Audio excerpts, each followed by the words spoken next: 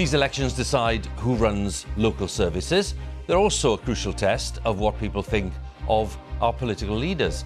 And right across the UK, the results are now flooding in. Labour looks to be heading for a narrow lead in the national share of the vote. Keir Starmer's party has won some stunning victories in London, including Barnet Council, Wandsworth and Westminster. Conservatives have lost overall control of councils like West Oxfordshire, Southampton and Worcester, but they'll take comfort from the fact that in England outside London, Labour's progress has been more modest. The Greens and the Lib Dems are doing well. Sir Ed Davey was out this morning congratulating his Lib Dem team in South West London, where they've picked up seats. And the party has gained Kingston upon Hull from Labour. The early results from Scotland suggest that the SNP will remain by far the largest party, with an interesting battle for second place developing between Labour and the Conservatives. Conservatives did well in Wales at the last local election, so they may be bracing themselves for a difficult afternoon from Denbighshire in the north to the Vale of Glamorgan in the south. But perhaps the most significant result coming later today will be in Northern Ireland, where my colleague Anita McVeigh is watching the events unfold. Yes, almost 6 hours into the count here, Huw, and no one elected yet to the Northern Ireland Assembly, so still very early days. We'll be doing our best to look at the data so far and tell you about the direction of travel. Anita, many thanks. And Reeta Chakrabarti with us, of course, at her touchscreen, keeping track of all the latest developments. Also with us is Professor Sir John Curtice with his analysis of the emerging political landscape. Our team of correspondents are at all the important counts, and with political reputations at stake, Vicki Young is with me here to tell us what the results mean for the party leaders. So, join us for the voters' verdict in Election Day on the BBC.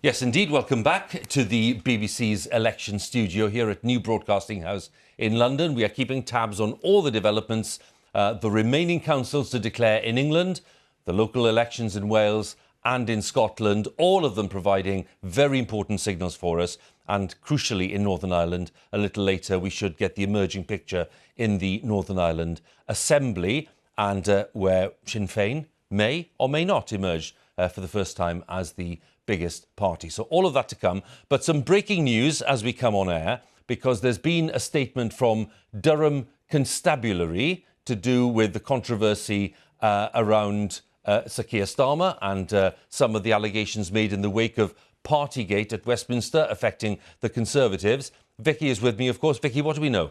Well, this is all about what Labour was up to, what Sir Keir Starmer was up to during COVID restrictions. As you say, an awful lot about what was going on in Downing Street. And don't forget, the Prime Minister, the Chancellor themselves have been fined for breaking the law, for breaking their own rules, the ones that they made. But there has been some pressure on Sir Keir Starmer. He was in Durham when this happened. He was out campaigning, and then he gathered with colleagues where they were working late into the night. They had some food. There was a picture of him taken, drinking a beer, taken through a window. At the time, Durham Constabulary earlier this year looked at it. They said they looked at the video and they decided that there was no breach of the rules. But they've just said in the last half an hour that following receipt of significant new information over recent days and following the conclusion of the pre-election period, they didn't want to do anything then. They're now confirming that investigation into potential breaches of COVID-19 regulations is now being conducted. So obviously difficult and embarrassing for the Labour leader. He, of course, has said that the Prime Minister should resign for what he's done. A Labour Party spokesman in response to all of this saying, we're obviously happy to answer any questions, and they remain clear that no rules were broken. So what went on during COVID causing both political parties a lot of problems here. Interesting, Vicki, isn't it? Because there'll certainly be some, I'd imagine, some frustration in Labour ranks given what's happened here, because they've been saying very consistently, look, Durham Police looked into this. They were happy that no rules were broken. No one's been fined. And as you say in the statement, it says it was concluded originally that no offence had been established, and therefore no further action would be taken. Now, of course, the phrase that we'll be focusing on, and everyone else will, is the receipt of significant new information over recent days. Now, we don't know what that is, but clearly this adds a wholly new dimension to the row which has started with Partygate and has now expanded to include potentially Sir Keir Starmer and some of his own colleagues. Yeah, and I think the issue with all of this, and this applies to the Met Police who have been investigating what's been going on in Downing Street, is we don't know what stage their investigation is at. We don't know the order in which they're doing it. We know that they've been looking at some parties in Downing Street. They've been sending out questionnaires.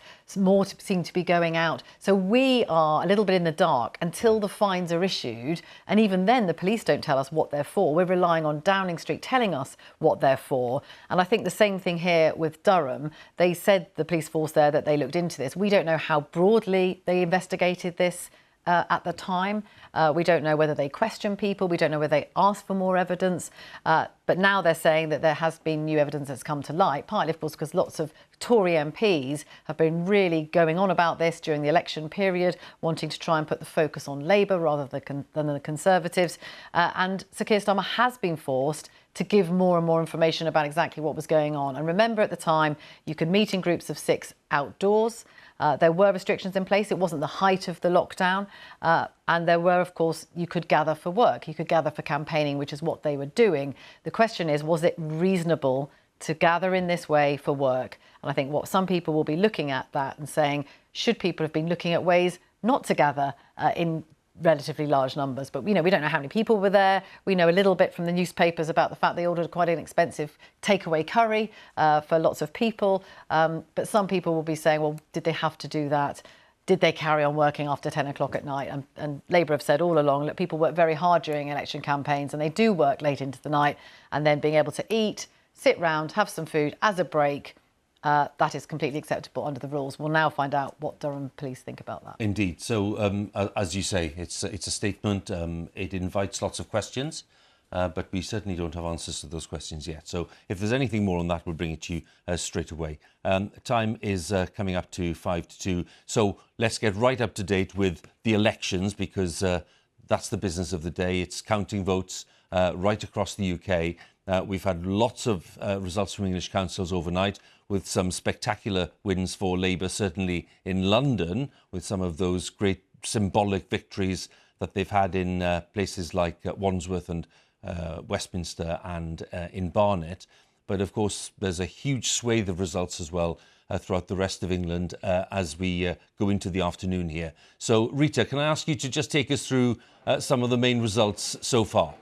Yes, here are some of the key results, Huw. You mentioned Westminster and Wandsworth, 2 huge boosts for Labour, will really have improved their morale overnight, because Westminster has never been Labour, has always been Conservative since its inception. Wandsworth has been Conservative since 1978, well, no longer. They're now red councils. Along with Barnet, very eye-catching progress for Labour in the capital. Labour has also gained West Dunbartonshire. Now, that is the first council in Scotland to have changed hands in this election. And it's interesting because in Scotland, by and large, there are many fewer councils that are actually controlled outright by any one party, because it's a proportional representation system. So that's a good gain for Labour there in the west of Scotland. They've also gained Rossendale in Lancashire. On this side of the screen, you can see the Conservatives have lost overall control of Wokingham. That is where the MP John Redwood, a Brexiter, has his seat. They've also lost control of Huntingdonshire. That's where Sir John Major had his seat when he was an MP, and lost control of Maidstone too. Now, in all of these seats, the losses have been in single figures of seats, but nonetheless, it does mean that they're all now hung councils, no longer under Conservative control. And for the Lib Dems, a highlight in Hull. That's a Lib Dem gain. They have a majority of 1, but they are now controlling the Council of Hull. You might look at this screen and think, well, that looks like a pretty good night and morning of it for the Labour Party, but I want to show you the overall scoreboard so far, and that tells a slightly different tale, doesn't it? Yes, Labour up by 43 seats compared to the Conservatives down by 171. But look at Labour compared to the Lib Dems. They've gained 77 councillors in this election. That's from a much smaller base, as you can see. The Lib Dems on 333 councillors, as opposed to the Labour Party, who've got over 1,000 more. And a word also for the Greens, who have done well, picking up 28 councillors. So I think this screen shows you really the sort of very mixed picture for Labour. Some really stunning results in London, but not so much everywhere else. Reeta, many thanks. Back with you in a while. I want to talk now about the counting that's going on in Scotland, where, of course, the SNP has been all-powerful for so many years. Let's look at the state of the parties right now. 6 of the local authorities of 32 councils there being elected, 6 of them declared already. And if we look, the SNP are on 175 councillors. They're up 10.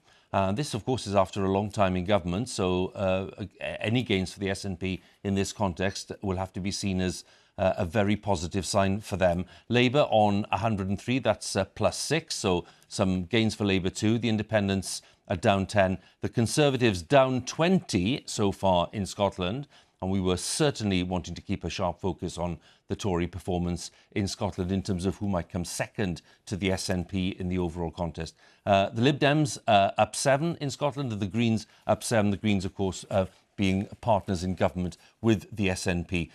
If we look at the councils themselves, as opposed to the council seats, we have a part of the figures themselves. Let's have a look at the Independents on 3. Labour have gained a council. We'll talk about that in a second. No change for the SNP or the Conservatives or for the Lib Dems, and hung councils are 2. Right, I want to go to Glasgow and talk to my colleague there, Lindsay Bewes. Lindsay, bring us right up to date with what's going on in Glasgow and the trends as you see them.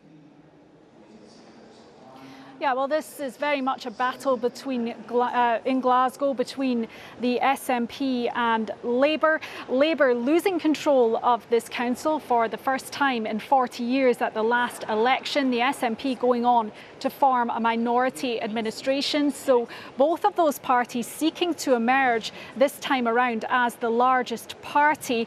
For the SNP, that would cement their power in Scotland's biggest city. For Labour, well, it would help them in their quest to overtake the Scottish Conservatives as the party coming in second place in these elections, and it would also promote this idea of perhaps the beginnings of recovery for the party here in Scotland.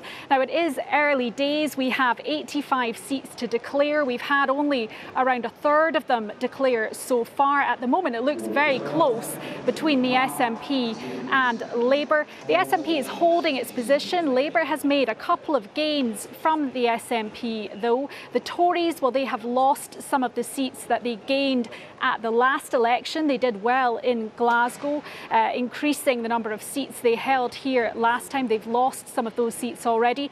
And the Greens performing well. They have won a couple of seats. One notable result was the SNP council leader, Susan Aitken. Well, she lost out on that first preference vote win to the Green candidate in her ward. So the Greens celebrating here. They think they're doing very well as well. Lindsay, when do you think we'll have a fuller picture in terms of the really key results there in Scotland? How is the count progressing where you are? Well, we're expecting to have a much fuller picture, perhaps the whole picture of what's happening here in Glasgow at around 4, maybe 5 o'clock this afternoon. We should start to get a clearer picture of what is happening across Scotland as the afternoon goes on. And later on this afternoon, that should start to emerge much more fully. What we are seeing so far, though, the real story of this is the fall in the Conservative vote. Douglas Ross already has been attributing that to the issues around the so-called Partygate parties at Westminster, saying that has been a factor on the doorsteps. The Tories saying that a lot of their voters have stayed at home. The SNP, well, they are still doing well. They are expected, of course, to emerge as the largest party. The real battle will be for second place, and Labour look like they are making gains there, particularly in the west of Scotland, and taking overall control of that council west and Bartonshire. That is not an easy thing to do in the system of proportional representation that we have in the elections here. So Labour will be celebrating gaining overall control of that council and hoping that those gains can continue. If the pattern does continue as it is just now, and I stress it is early days across the country, but that could see Labour overtaking the Tories into second place. The Tories suggesting that their voters are just not turning out to vote and attributing that to what has been happening nationally and the issues at Westminster. Lindsay, good to talk to you. We'll be back there in Glasgow later on to see exactly how the picture is forming up, but many thanks for now. So from Scotland, we're going to go to Wales, where there's a big test to see how Labour fights off challenges in certain parts of Wales, maybe from the Conservatives or Plaid Cymru or the Lib Dems in other areas. Daniel Davies is in Denbigh. Now, this is in northeast Wales. This is red wall territory, if you like, because Conservatives have made inroads there into old Labour territory. Daniel, how are things looking in Denbigh? Well, it's nervous times for the Tories in many parts of Wales, including here in Denbigh. The local MP told us earlier that they faced a challenging election. One of his party colleagues was a bit more blunt, confiding in me that in Wynebu Quaid we're getting a thrashing in one part of the county where they hope to do well. And indeed, the results have come in thick and fast, and that has been borne out. The local Tory leader has lost his seat. There have been two Green councillors elected to the council for the first time, one of them with a landslide, both of them at the expense of Conservatives, but it's Labour who's been smiling the most. They've won a couple of key seats, and the local Labour Party says that they've treated this as a pivotal election, one where they have to do well because of the disappointment of the Senedd election last year. They lost a seat here, and the 2019 general election where there was a clutch of what were thought to be safe-ish Labour seats that went to the Conservatives under Boris Johnson. And there are similar battles happening all over Wales, in the south, in Cardiff and the Vale of Glamorgan. Labour and the Tories going at it there. In Monmouthshire, rock solid, safe Tory seat. There's talk that the Conservatives could lose control of that county, which would be a blow for them. 1,200 odd seats being contested across 22 local authorities, Huw, but so all sorts of plethora of local issues at play. But we are watching places like this to see, which way the mood is running in these kind of key battleground areas. And just same as I asked Lindsay earlier, Daniel, just timings. What are the counts telling you, and what are you picking up anyway in terms of the likelihood of a really good picture emerging, let's say by 5 p.m? Is that asking too much? Yeah, it could be by tea time. All of the counts are happening through the day here. Here in Denbigh, they've been rattling through them. Other places, it's a very incomplete picture. We've got no full declarations, no full set of results in it anywhere yet, although it looks like Plaid Cymru will hold on to its majority in Gwynedd. No real surprise there. Plaid Cymru, incidentally, finding reasons to be cheerful in Carmarthenshire, where they're hoping to take control of that council, Labour being the main opponents there, and as with every election, hoping to make inroads, Plaid Cymru, into those Labour heartlands. Labour is by far the biggest party in local government in Wales. They had a pretty poor set of elections 5 years ago, losing 100 or so seats, so they'll be looking to regain councillors right across the country, particularly in their heartlands, in the valleys, where there have been difficulties with local factions here and there. I haven't spoken to anyone who thought that the Tories would hold on to all of their seats, having had a good night or good result in the local elections 5 years ago. It's more a question, really, of how many can they bear to lose and still say, well, that's a respectable result, given all the problems that Boris Johnson's government has faced at this midpoint in the parliamentary term. Daniel, many thanks again. We'll be back there when we have more to report, but thanks for now. Daniel Davies there, our reporter in Denbigh, one of the interesting areas of Wales which could tell us what the state of the Conservatives is, certainly. And, of course, other parts will tell us how Labour is faring against some of the opposition parties, given Labour's dominance in government in Wales and Cardiff. Now, earlier, as we came on, I was telling you about the breaking news from Durham Police that they're looking again at the circumstances of a gathering involving Sir Keir Starmer and some party workers. It's been loosely called Beergate because there was beer and curry involved. And our reporter, Judith Moritz, actually is in Carlisle, where Sir Keir has been visiting. He's been there congratulating party workers on some of their wins overnight. So let's take a look at this. Have you heard from Durham Police, Sir Keir?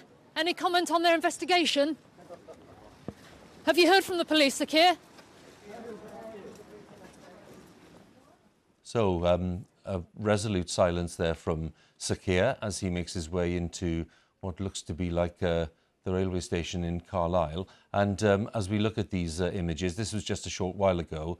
Vicky's with me, and yes, a pretty stony silence there, Vicky. And I suppose that they'll prepare a statement later on, which I think we can safely predict will be, let's see what the police come up with in their investigation and we'll cooperate.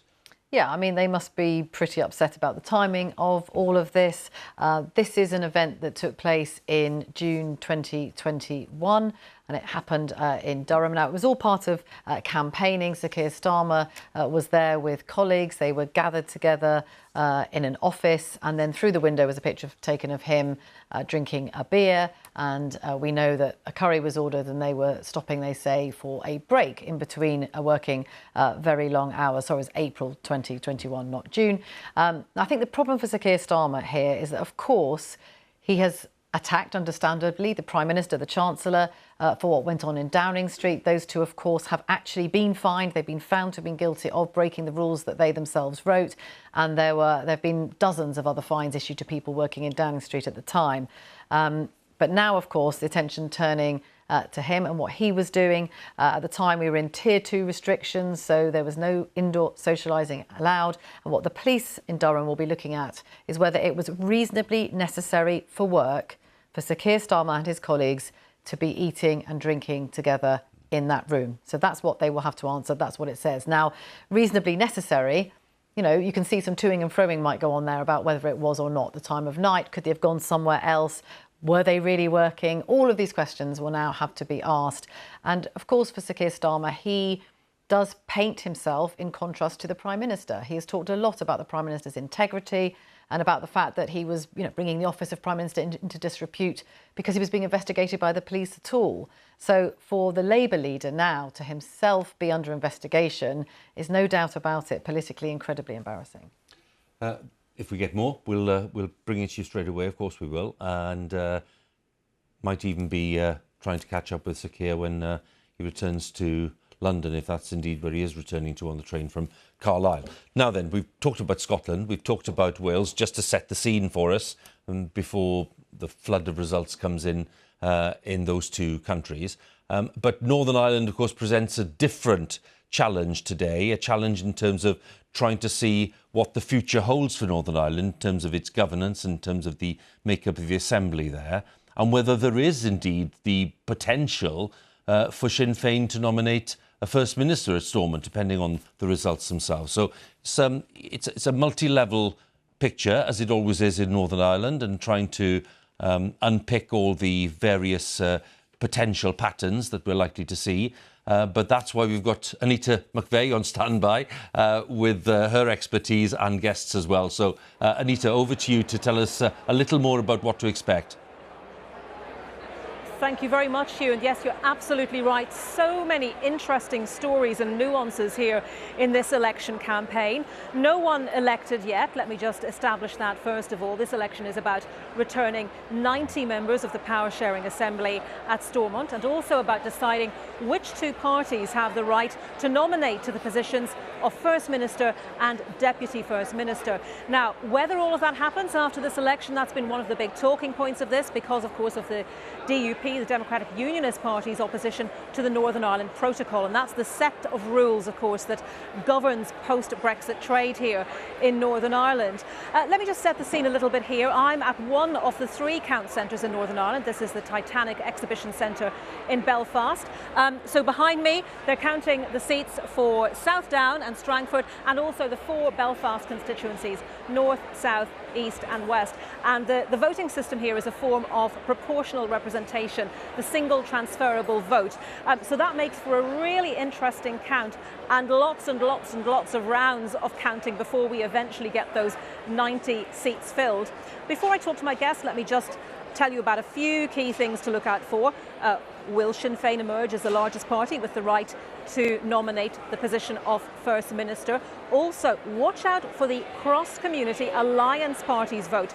Early indications say that they are doing really well. And that's interesting because for so long in Northern Ireland, politics has been boxed into people either being green or orange, nationalist or unionist. But this rise of the centre ground is something to look out for. And thirdly, watch out for how the TUV do. That's Traditional Unionist Voice, anti-protocol party. Will they take seats away from the DUP? And how could that lead to the positioning of the parties when we get those final numbers?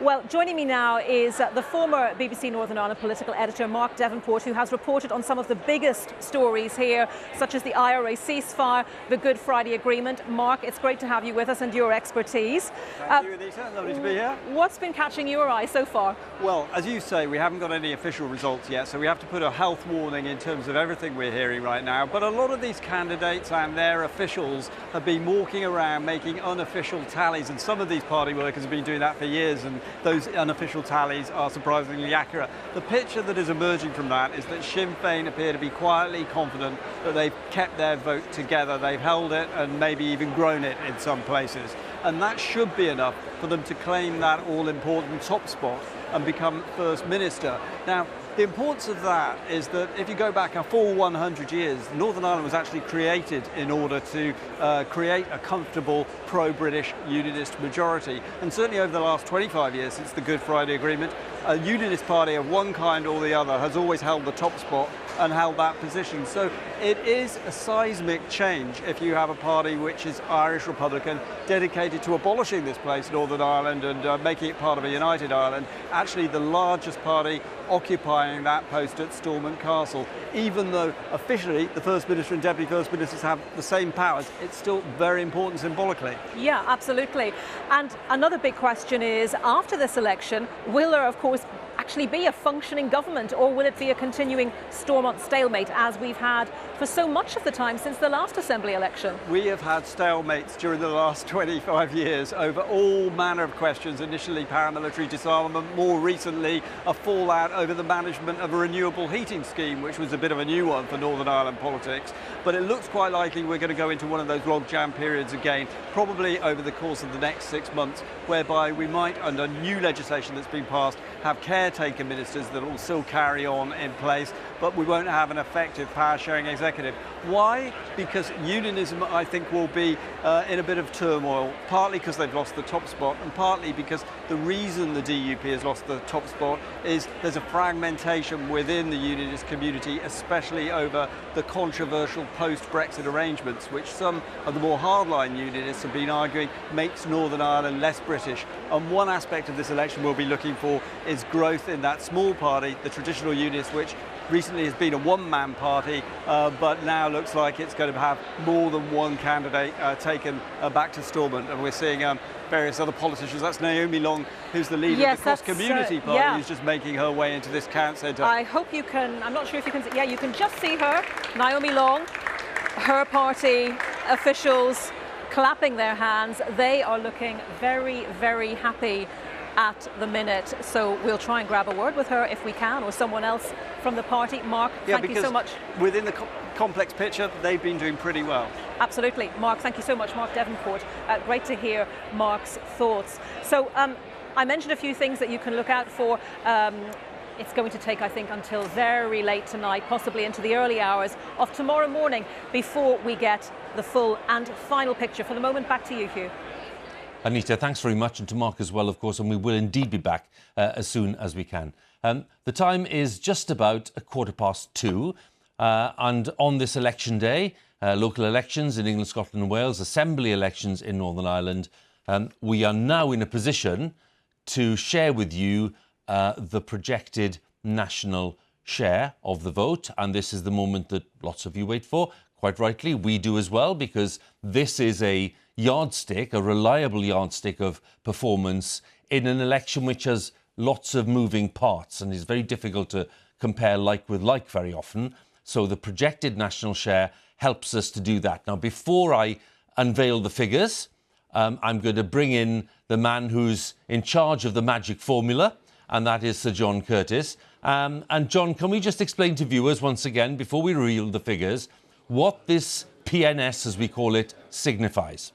Well, one of the difficulties with local elections in England, of course, is that not everywhere votes at every one time, and indeed not all the parties fight all seats. So what we're doing with this is saying, well, let's try to work out what would have happened if not only the all of England, but also all of Scotland and all of Wales had voted yesterday, and that in so doing they had behaved in line with the behaviour that is evident in the local election results we do have for England. So it's in a sense, it's not an attempt to forecast the general election result.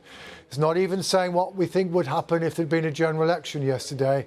It's an estimate of how well the parties have done in these local elections, an estimate which, because it's projected in the same way from year to year, then gives you a measure that enables us to compare the performance of the parties from one local election year to another. John, thank you. I'll be back straight away for your thoughts on the actual figures. Let's bring the figures on screen. Election day 2022, the projected national share from the BBC. Labour on 35%. The Conservatives on 30%, the Lib Dems on 19%, and the others, including the Greens, of course, on 16%. Now, that means that Labour have clearly won the election, in that sense, 5 points ahead of the Conservatives. They've matched their 2018 share. It's worth underlining that. It's their biggest lead over the Conservatives since 2012, 10 years ago. And the Lib Dems have matched their 2019 share as well. Lots of people watching, John, will want your thoughts on what this signifies. And given that I've just said that Labour have won this particular election, is it a good springboard for them for a future general election? OK, well, let's take the three main parties in turn. So far as the Conservatives are concerned, if we leave aside the very exceptional local elections of 2019, when both Conservative and Labour lost ground very heavily in the midst of the furore over the Brexit negotiations and what should be done about Brexit. Apart from that, this is the lowest estimated Conservative share in any set of local elections since before the EU referendum.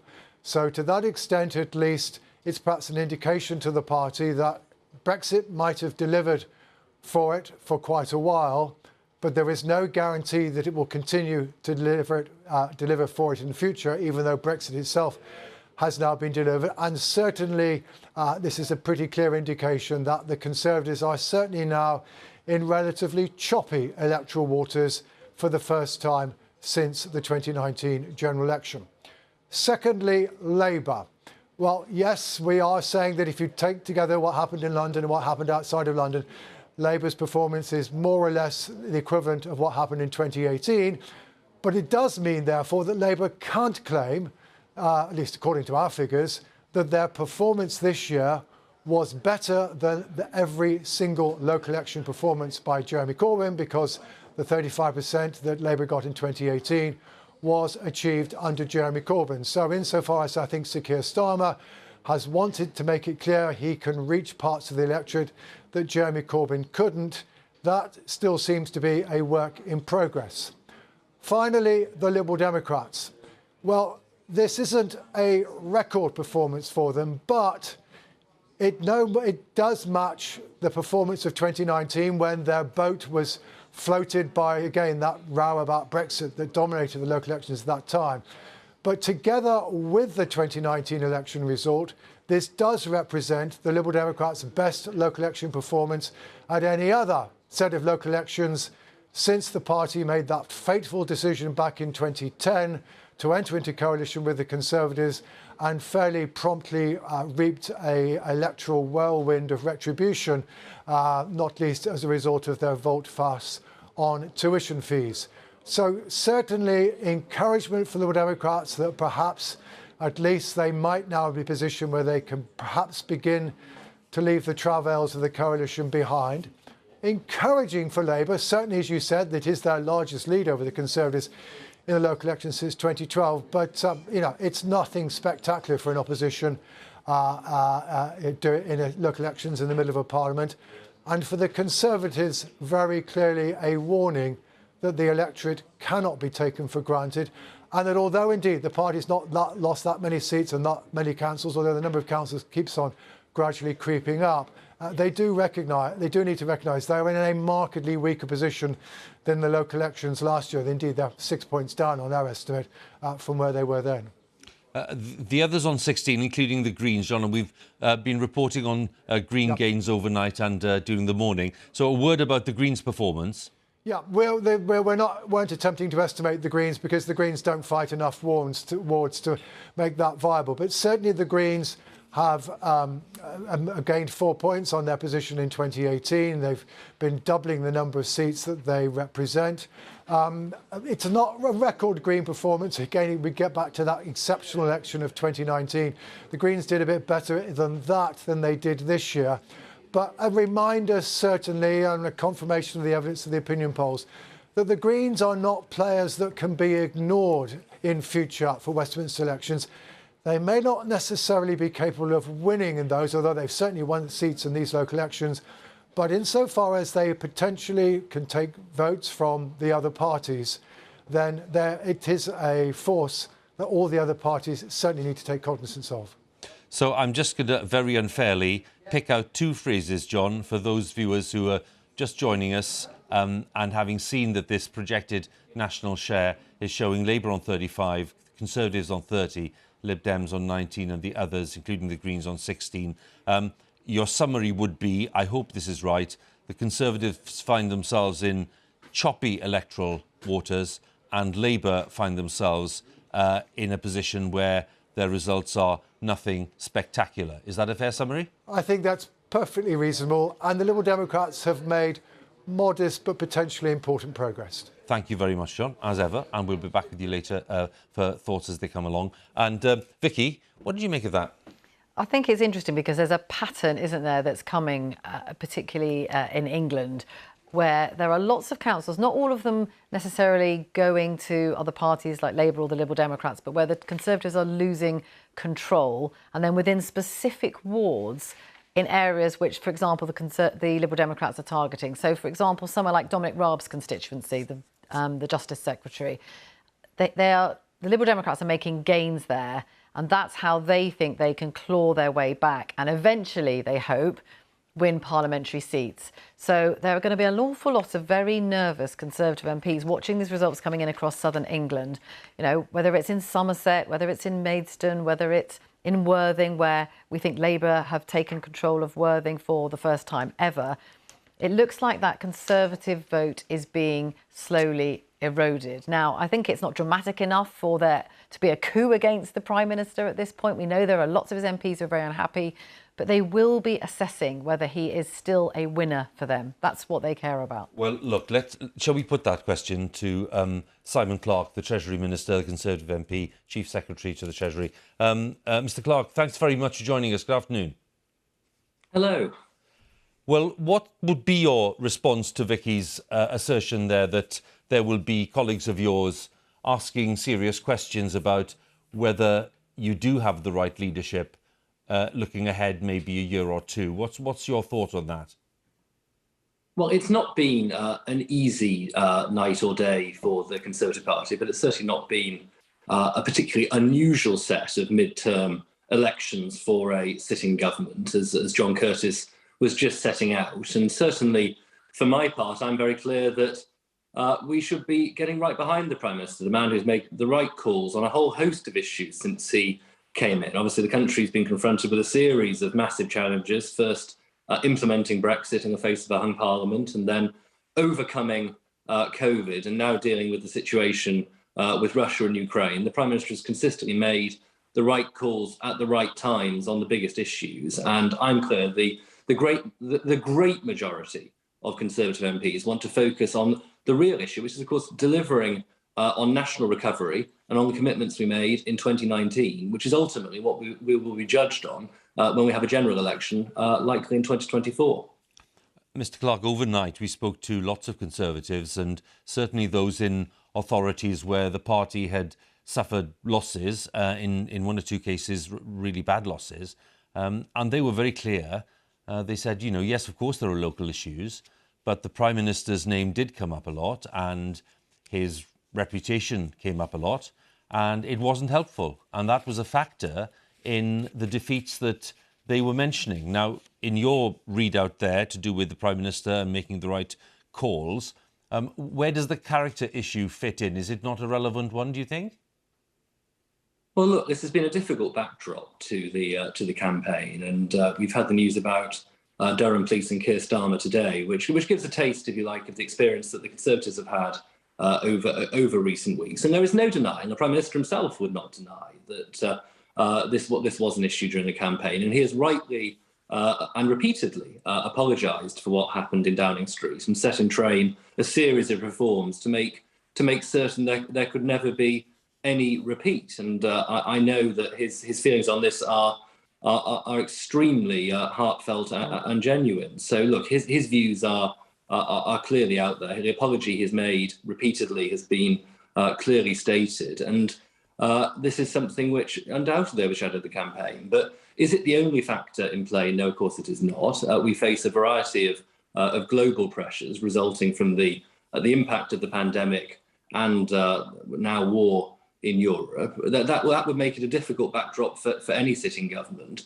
The key message of today is that whilst the government undoubtedly has lessons to learn and a newfound focus on delivery is required, Labour have not convinced people that they are in a fit condition to be the next government.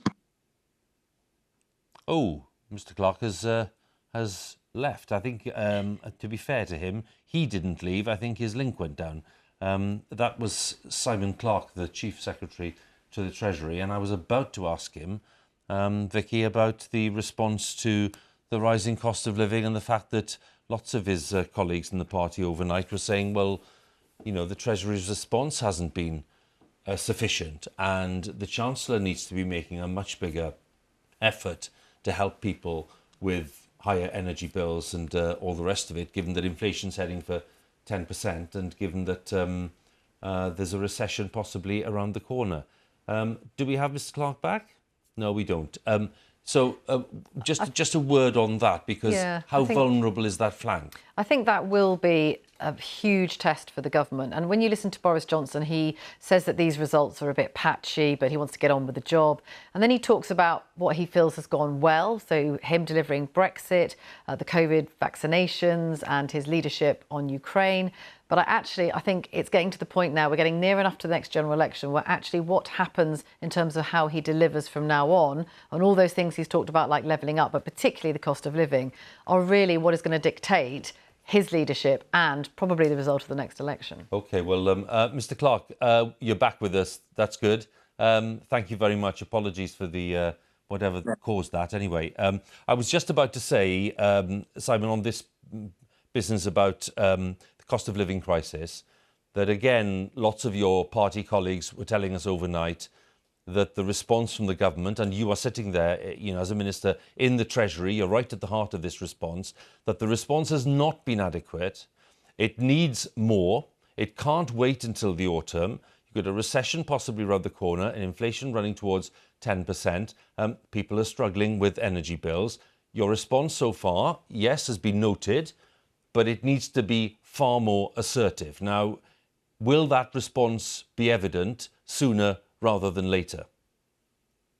Well, we are keenly aware of the pressures on family finances resulting from some of the global pressures that we know we're facing. And that's why we've put in place a £22 billion package for this year to support families. And that includes action on national insurance. And by July, 70% of people will be paying less national insurance than they were before, even accounting for the new health and social care levy to deal with NHS backlogs. We've taken action to raise the national living wage, to cut the taper rate for universal credit so that lower earners get to keep more of the money they earn. These are all things which we're doing to try and make sure that we protect family finances. And clearly there will be a budget in the autumn at which the Chancellor will look again at the options at our disposal. But it is really important to emphasise that we have to be aware both of the fact that we've put £22 billion worth of support in place, but crucially that we're paying £83 billion a year at the moment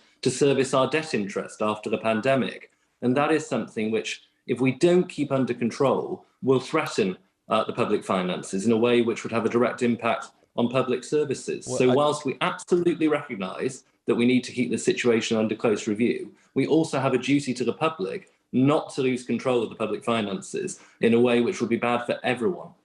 I'm just thinking, Mr. Clark, that on the basis of the people who spoke to us last night, Conservatives at counts where they'd suffered losses, that message, is not going to be that welcome. You seem to be saying, let's wait for the budget in the autumn. Let's see how this £22 billion package beds down. We don't want to take any more measures in the meantime. We're concerned about debt. And, lots of your colleagues were saying to us, people need help right now. It's not enough. And by the autumn will be too late, not just in terms of your party and what damage it might cause that, but more importantly, people's own well-being, people's own welfare. So do you think you're moving quickly enough here?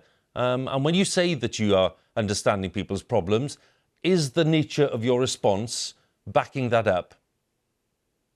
Yeah, I absolutely think we do have a strong package of support in place, which isn't to say, as I was saying, that we don't keep these issues under close review. And if there are opportunities to help people, that we won't take them. But it is absolutely the case that the biggest single issue confronting families with inflationary pressures is the cost of energy. And the main focus of that will come in the autumn when the next iteration of the energy price cap falls due. And clearly, energy use is lower during the summer anyway. The main moment when family finances will come under pressure from any change in the price cap would be the autumn. That is a major focus in my mind. But it is the case that we have to make sure, as I say, that we are doing the right thing by the national finances, because everybody will be worse off, Huw, if we lose control in a way which would threaten the sustainability of public services. We've spent £400 billion responding to the COVID pandemic. The consequences of that are, as I say, that we're spending £83 billion a year now servicing our debt. And that money is real. And it is a harsh reality, but one which the government has to be aware of, that it does limit our room for manoeuvre. And it therefore means we have to be really targeted in terms of the response that we make to these pressures. Mr. Clark, thank you so much for joining us. Thank you. Simon Clark, Conservative MP and the Chief Secretary to the Treasury. Our thanks to him. So we'll return in a moment to the projected national share of the vote, which is the headline shares that John Curtice shared with us earlier on. We'll be getting response of the other parties to what the projected national share tells us at this point. But we'll take a break. We're going to catch up with all the day's news now. And it's hello to Martine. Hi, Martine. Thank you. Hello. Thank you very much. Here's a summary of the BBC News. Durham police have confirmed that they will investigate the Labour leader Sir Keir Starmer over allegations that he broke lockdown rules. Have you heard from Durham police, Sir Keir? Any comment on their investigation? He was pictured drinking beer with colleagues while campaigning before last year's Hartlepool by-election. Sir Keir has insisted no rules were broken and dismissed the allegations as mudslinging. Durham Constabulary previously said that they did not intend to take action over the allegation, but officers say they have now received significant new information. The convenience store chain McColl's has collapsed into administration, putting 16,000 jobs at risk. The supermarket giant Morrison's earlier proposed a rescue deal to try and save the firm, which has more than 1,000 stores. The accountancy firm PwC has been appointed as administrator and will look for a buyer as soon as possible. Ukrainian soldiers who still control a huge steel plant in the port of Mariupol have accused Russian forces of breaching a ceasefire designed to enable the evacuation of more civilians sheltering there. They said one soldier was killed and another 6 were wounded when Russian troops fired on a car that was being driven towards the area where civilians are sheltering. Amnesty International has accused Russia of doing nothing to stop its forces from committing atrocities during 10 weeks of war in Ukraine. The human rights group said it had gathered evidence of extrajudicial killings and indiscriminate attacks on civilian areas. Hungary's Prime Minister has accused the head of the European Commission of undermining EU unity on sanctions over plans to ban Russian oil imports by the end of the year. Viktor Orbán said that Hungary would veto current proposals. A 15-year-old boy has been sentenced to 6.5 years in prison for killing a boy who was stabbed with a kitchen knife after going out to play football. Dare John Reid, who was 14, died in King's Standing, Birmingham in May 2021. The trial heard he had been hunted down by a group shouting racial slurs in front of several witnesses. 3 nurses and 2 healthcare assistants are due to appear in court later this month, accused of mistreating patients at Blackpool Victoria Hospital. Police said the alleged offences happened on the stroke unit. The 5 people face charges including unlawful sedation and theft of medication. A reminder, if you want to find out the election results in your area, head to the BBC News website or the BBC News app and enter your postcode. You'll also find lots of election analysis and the latest reports from our teams around the country. But now it's back to election 2022 and Huw.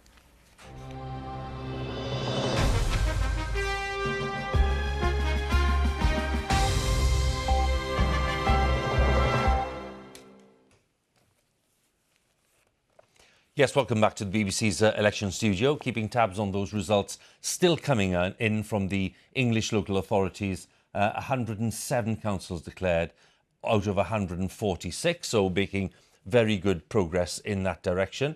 And of course, waiting for more results to come in from Scotland. The pattern in Wales yet to be established. And a similar message in Northern Ireland, where the bulk of the results will come later on today and into tomorrow morning. So let's get right up to date with the latest results in from the English local councils and join Reeta.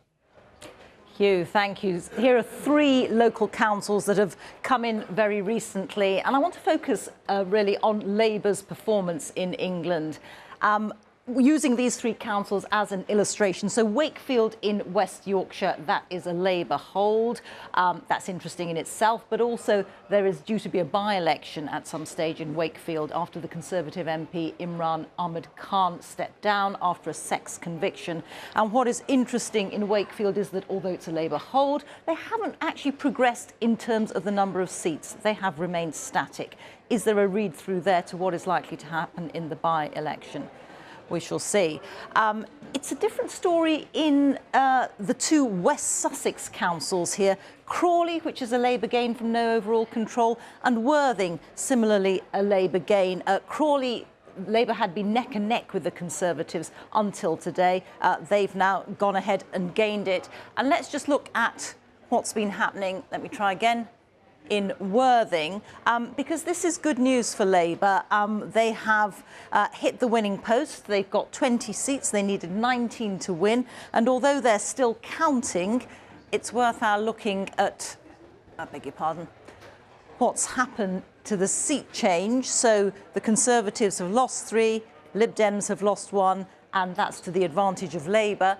And as always, the share change, that is the overall share, Labour rather higher than the Conservatives, but it's the change in the share of the vote since last time these seats were fought that's always so interesting. And look at that, Labour really storming ahead there, 12 percentage points up at the expense of the Conservatives and the Liberal Democrats. So hold those thoughts about the differences in performance in the north of England and the south of England, because I want to show you a comparison. Here we have it. So this is the change in the share of the vote for the main parties since these seats were last up in 2018. And I'll just come over here to show you that in the south of England, remember the West Sussex seats, Labour is advancing, not storming ahead, but it is progressing. It's up by 1 percentage point, and the Conservatives have dropped. Actually, the Lib Dems and the Greens are doing even better there. In the north of England, for Labour, it's a different story. They've gone down by 2 percentage points along with the Conservatives, and that will be very troubling for Sir Keir Starmer's party, because Labour needs to win back those Tory voters, those new Tory voters who deserted them in 2019, if they are ever to get back into power. And on the basis of this, so far, doesn't look like it's happening.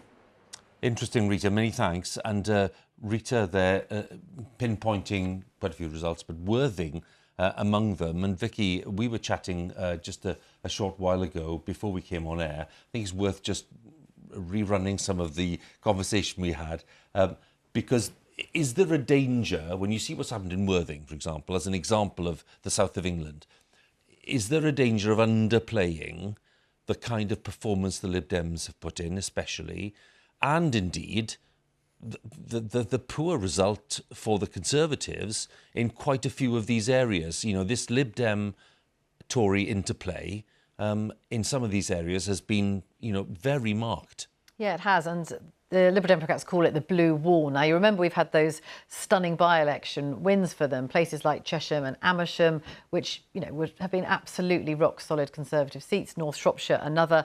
And in those by-elections, the Conservatives have done really well. Now, by-elections are one thing.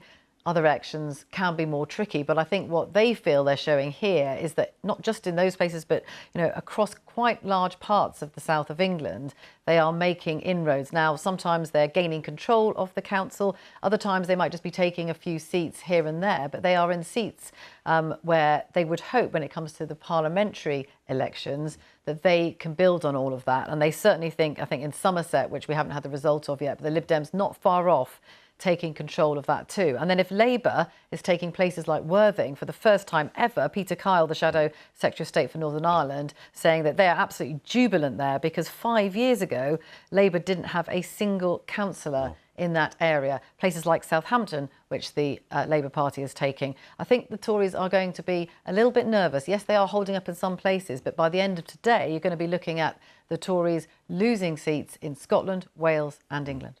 So, yeah, I think that just the narrative around the south of England, because it's such an important electoral area when it comes to Westminster and for the Conservatives' own prospects, if you have Labour making gains in places like Worthing and then the Lib Dems in the West Country, that begins to look like a pincer movement, which could really damage the Tories in the longer term. Yeah, and that's why the Conservatives themselves were so upset as what they saw as an informal pact between Labour and the Lib Dems, because they know that whether it's formal, informal, whatever, or if it's just tactical voting because people have got used to the first past the post system, if people decide they want to punish the Conservatives, then they have learnt how to do it in certain seats.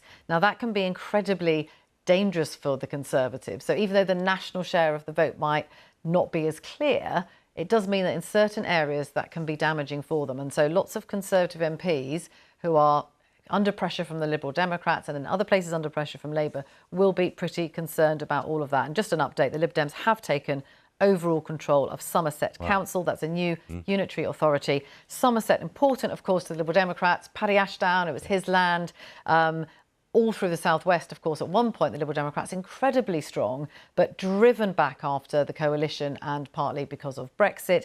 And now they would say that they're clawing their way back. And that, of course, is lots and lots of Conservative MPs sitting there and a potential by-election, of course, a by-election coming. We don't know yet when, in the Devon seat where Neil Parish has resigned. Yeah, and just to underline, Vicki, that is one of the... There are a few very big new authorities that have come in based on an amalgam of some old authorities, and Somerset is one of them. Yeah. Another battleground we want to talk about. Let's go and talk about the West Midlands. Traditionally, of course, packed with seats which are crucial to the result of general elections. Let's have a look at the 12 of the 14 councils declared so far, because this is what it means in terms of councillors. 100 to Labour, up 2. The Tories on 84, down 7. The Greens just up 1. The Lib Dems up 3. And the Independents up 1. Let's have a look at councils then, because that's probably more significant in one sense. The Tories have lost control of one council. That's in Worcester, I think. And then Labour are on 3, and they haven't changed. They have control of 3. The Greens, Lib Dems and Independents have none. And there's one hung council. That's because Worcester, I think if we look at Worcester, it's a Conservative loss of control. They're on 15, Labour on 12. They're short by 3, the Tories there. And I think if we look at the change of seats, there we see it. The Tories have lost 3 seats, which has led to this loss of control. Labour, Greens and Lib Dems up 1 apiece. Let's go to Birmingham to have a talk about the West Midlands, and our political editor there, Elizabeth Glinker. Elizabeth, tell us a little more about the picture there as you see it, and what it tells us about the prospects for the coming few years.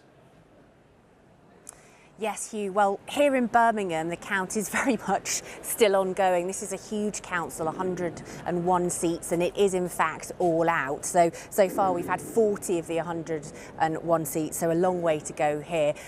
Labour have been running this council for the last 10 years, and we're not expecting a change really in Birmingham. But there are some interesting results coming in. So the Greens doing quite well, holding their seats and taking at least 1 from Labour at the moment.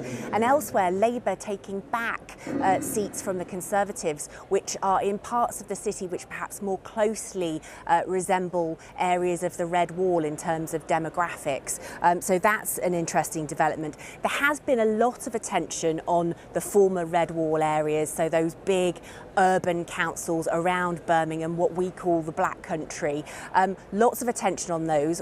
However, those councils only up by thirds, so the numbers, the arithmetic meant that we really weren't going to see too many changes there. However, we were keen to see what happened to the share of the Labour vote, and if we could start to see some kind of recovery there. Well, I can tell you, we said we didn't think there were going to be changes, and that has been borne out. So Coventry, a Labour hold. Wolverhampton, a Labour hold. Walsall, a Conservative hold. Solihull, a Conservative hold.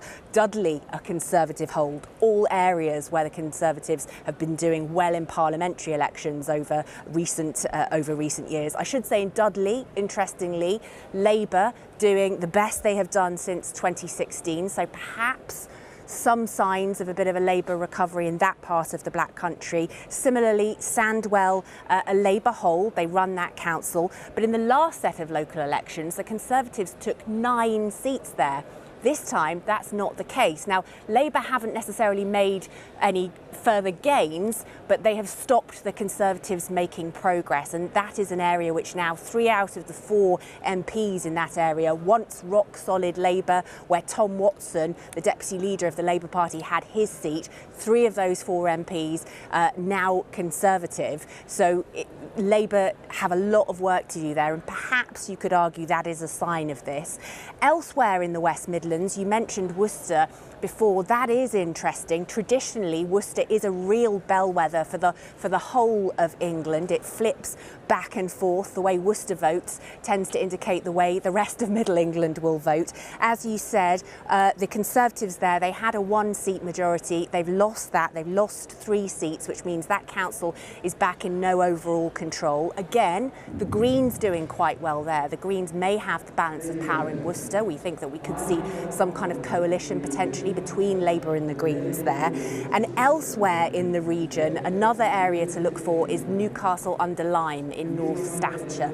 Lots of attention focused on this area. It's right next to Stoke-on-Trent, prime Red Wall. And that council has been run by the Conservatives for the last year, again with a very slim majority of just 1. And it has been a very tight race there. The area got a Conservative MP for the first time in 2019, Worcester and Bell. He and the rest of the Conservatives in that area have been pounding the streets over the last week. He tweeted yesterday he'd done 40,000 steps on the campaign trail. So a really tight race there. And what we are hearing at the moment, of the 44 seats, 22 have come back so far, 11 Labour, 11 Conservative. Now, in the room, it's sounding like it's the Tories who are feeling more positive. They think they may have just done enough to hold on to that seat. And if that is the case, that will be a huge disappointment for Labour, a huge disappointment for Keir Starmer in that kind of push to try and recover those seats in the Red Wall. Elizabeth, fascinating as ever. Thank you so much. We'll be back with you later on to see what's going on in the West Midlands and, of course, in Birmingham at that count where you are. Let's go from the West Midlands to the northwest of England. We've got Annabel Tiffin for us in Bury, who's going to join us. There we have some of the northwest statistics with 20 of 25 councils declared, with Labour up modestly 4 seats so far and the Tories down 22. Annabel, in Bury, how do things look? Well, they only started to count here probably about an hour and a half ago. They're looking probably to get the first results at around 4 o'clock, they think, because they haven't got as many. It is an all-out election, so they have got quite a lot of wards to add up, but not like last time when they had the mayors as well. It's quite interesting here because I noticed Elizabeth was talking about bellwether seats, and this is always considered a bellwether seat as well in general elections, but of course this is local elections, so can it be here? Well, to give you an indication of how important this seat is politically to both parties of Labour and to the Tories, Labour launched their local election campaign back here in Bury, and the Conservatives, well, Boris Johnson was only here just a week or so ago, so both are really keen on taking this seat. It is actually a Labour-held seat, and Labour will wish to consolidate on that lead, but the Conservatives will be wishing to make gains. But what's interesting is that here in Bury there is another group, as well as the Liberal Democrats, there's another group called Radcliffe First, which concentrates, it's really just one ward in Bury, and a lot of people that live there have voted for them and have said they'll vote for them because it's very, very local, and that's what matters to them. So although we're talking about bellwether seats here, it is a local election, so people have been voting on local issues. So for instance, do they think that their local council has been doing enough for them? And also it's things like the clean air zone charge. A lot of people in Greater Manchester have been very unhappy about that. So it will be interesting to see what happens. Parliamentary-wise, as I said, this one tends to go back and forth, but at the last election it was won by 2 Conservatives with very, very small majorities. Bury North, I think, has the smallest majority in the whole of the country. It's something like 103. And then you will remember that Christian Wakeford, who won Bury South for the Conservatives, he then defected to Labour. So it is one of those seats that everybody will be keeping an eye on. As I said, I think we'll be expecting to get the results at about 3 o'clock. Elsewhere, though, the big story probably is Rossendale. Now, Rossendale, Labour have taken control. They lost control there last time, but they did actually win it this time, although everywhere else, although no councils have actually changed seats apart from Rossendale, Labour will be breathing a sigh of relief about Rossendale because they really hadn't been doing quite as well as expected. Oldham in particular, although they remain in control there, they actually lost 5 seats, including their leader, Aruj Shah, who was the first Muslim woman to lead a northern council. Annabel, thanks so much for the update. A lot of information packed in there, very useful. Thank you very much. Annabel Tiffin there in Bury. We're getting some results in from Wales. Let's have a look at this in Wrexham in North East Wales. This very much part of the Red Wall phenomenon, where the Conservatives have been making inroads into old Labour territory. But let's look at what's happening there. The Independents' big group in Wrexham Council, Labour on 14, Plaid Cymru on 9, which is interesting, and the Tories on 9. The reason I'm saying it's interesting, if we look at the change, we'll see what's happened. The Independents down 5, Labour up 3, which will be a bit of relief to them, but a very significant rise for Plaid Cymru, up 6 seats in Wrexham, Tories down 3, and the Lib Dems down 1. Wrexham being, of course, a Conservative Westminster constituency now. For many, many, many years, it was in Labour hands. So with that result, just that result there, not many results come in yet from Wales, but I'd like to bring in the leader of Plaid Cymru, who is Adam Price. Prynawn da, Adam, nice of you to join us. Thank you very much. Well, I've mentioned Wrexham. You've made 6 seat gains there. Was that expected? Yes, I mean, a fantastic result. I was up there in Wrexham campaigning myself, and you know, it was clear that we were going to make a huge progress there. As you said, trebling our position compared to 5 years ago. And what's interesting as well here is that, you know, a very diverse and inclusive range of candidates. Over 60% of them women, and reflecting, I think, what we want to do across Wales, which has become a diverse and inclusive party representing the whole of Wales. Plaid Cymru means the party of Wales. We want to be the party of the whole of Wales, and if we can do it in Wrexham, then that's a model for us as we look forward to the next set of elections. So it's incredibly heartening for us to see that growth for Plaid Cymru in an area where urban, largely English-speaking Wales, that hasn't been a traditional stronghold for us. If we can do it in Wrexham, we can do it in every part of Wales. Just bear with us, Adam. I've got numbers here from Gwynedd, which obviously is of interest to you, especially because of your parliamentary representation there in Cardiff and in Westminster. 44 seats to Plaid Cymru, 23 to the Independents, traditionally quite a big group on Gwynedd Council. Labour on 1, the Lib Dems on 1, the Conservatives on none. A majority of 19. What's happened there? Let's have a look at the change. Plaid up 4, the Independents down 3, Labour down 1. So Gwynedd, yes, traditionally a stronghold of yours. Were you expecting to add to your tally there? Yes, and it's great to see the two things happening, isn't it? Growth in new areas, but also consolidation and indeed further growth in the areas where we've traditionally been strong. And the interesting thing in Gwynedd as well, to pick up on the point that I made earlier, we got a huge number of younger candidates, particularly young women, standing for us. We made a particular push this time to get more women candidates, more young people standing, and we've had a sort of generational change, if you like, in Gwynedd in this election. Fantastic to see young, energetic women candidates elected in Gwynedd. That augurs very well for us in the future in those western areas of Wales where we are strong, and we're doing well here in Carmarthenshire as well. It's incredible. I'm from Ammanford, as you know, Huw, and we won the 2 seats in the town. We won 5 seats in Carmarthen town. These areas, which traditionally would have been strongholds for the Labour Party, we've seen a generational shift over the last 2 decades in Carmarthenshire towards Plaid Cymru, and that's been strengthened again at this election. The dynamics of the campaign are interesting for those who watch, you know, how parties work together or oppose each other. You've had a close relationship now with Labour in power in Cardiff Bay because you've been cooperating with them, and yet, of course, you're campaigning against Labour in local authorities where, you know, traditionally there's been quite a bit of friction between Plaid Cymru and Labour. How has that played out? And are people rather confused about the fact that you might be facing 2 ways? Actually, the opposite, really. People have welcomed what we've been able to achieve through the cooperation agreement, the policy of universal free school meals for primary school children, for example, free childcare for all 2-year-olds for the first time ever in Wales, and action on the housing crisis.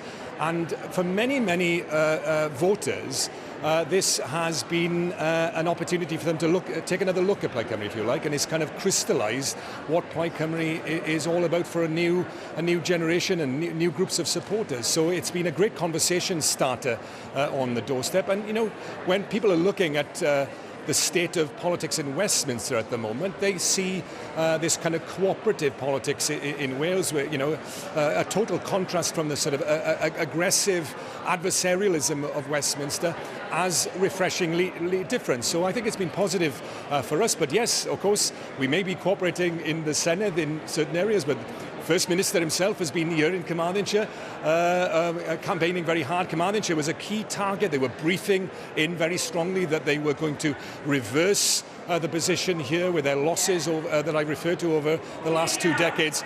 They've made no impact whatsoever, and that'll be a great source of disappointment to them. Well, we may talk to Welsh Labour a little later. Adam, thank you very much for now. Adam Price, the leader of Plaid Cymru, our thanks to him. It's coming up to 3 o'clock. We're going to take a break now to look at the weather, and it's with Thomas today.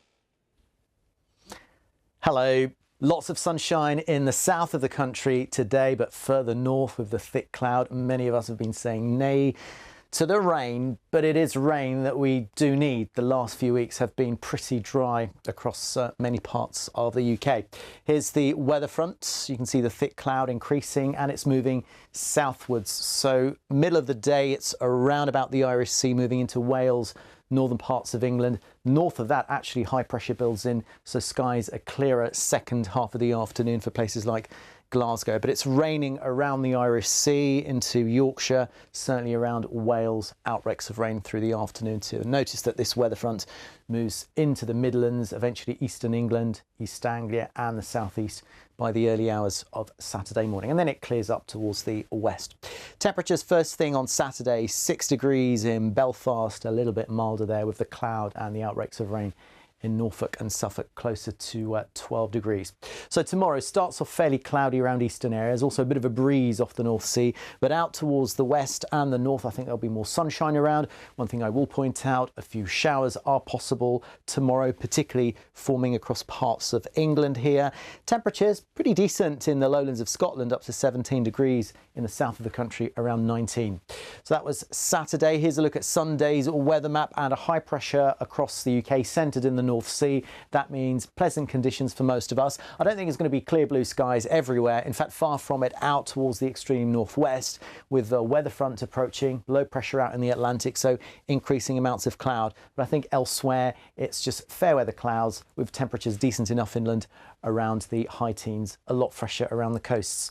Now into Monday, that low pressure I mentioned out towards the northwest of our neighbourhood swings in, outbreaks of rain for Northern Ireland, Scotland, probably nudging into Northern England and Wales as well. The best and warmest of our weather on Monday will be the further southeast you are. And then about this weather into next week, how warm is it going to get? Well, I think we'll probably reach the low 20s just in the southeast, but elsewhere across the country, it could actually be fairly unsettled, breezy at times, rain expected too from time to time.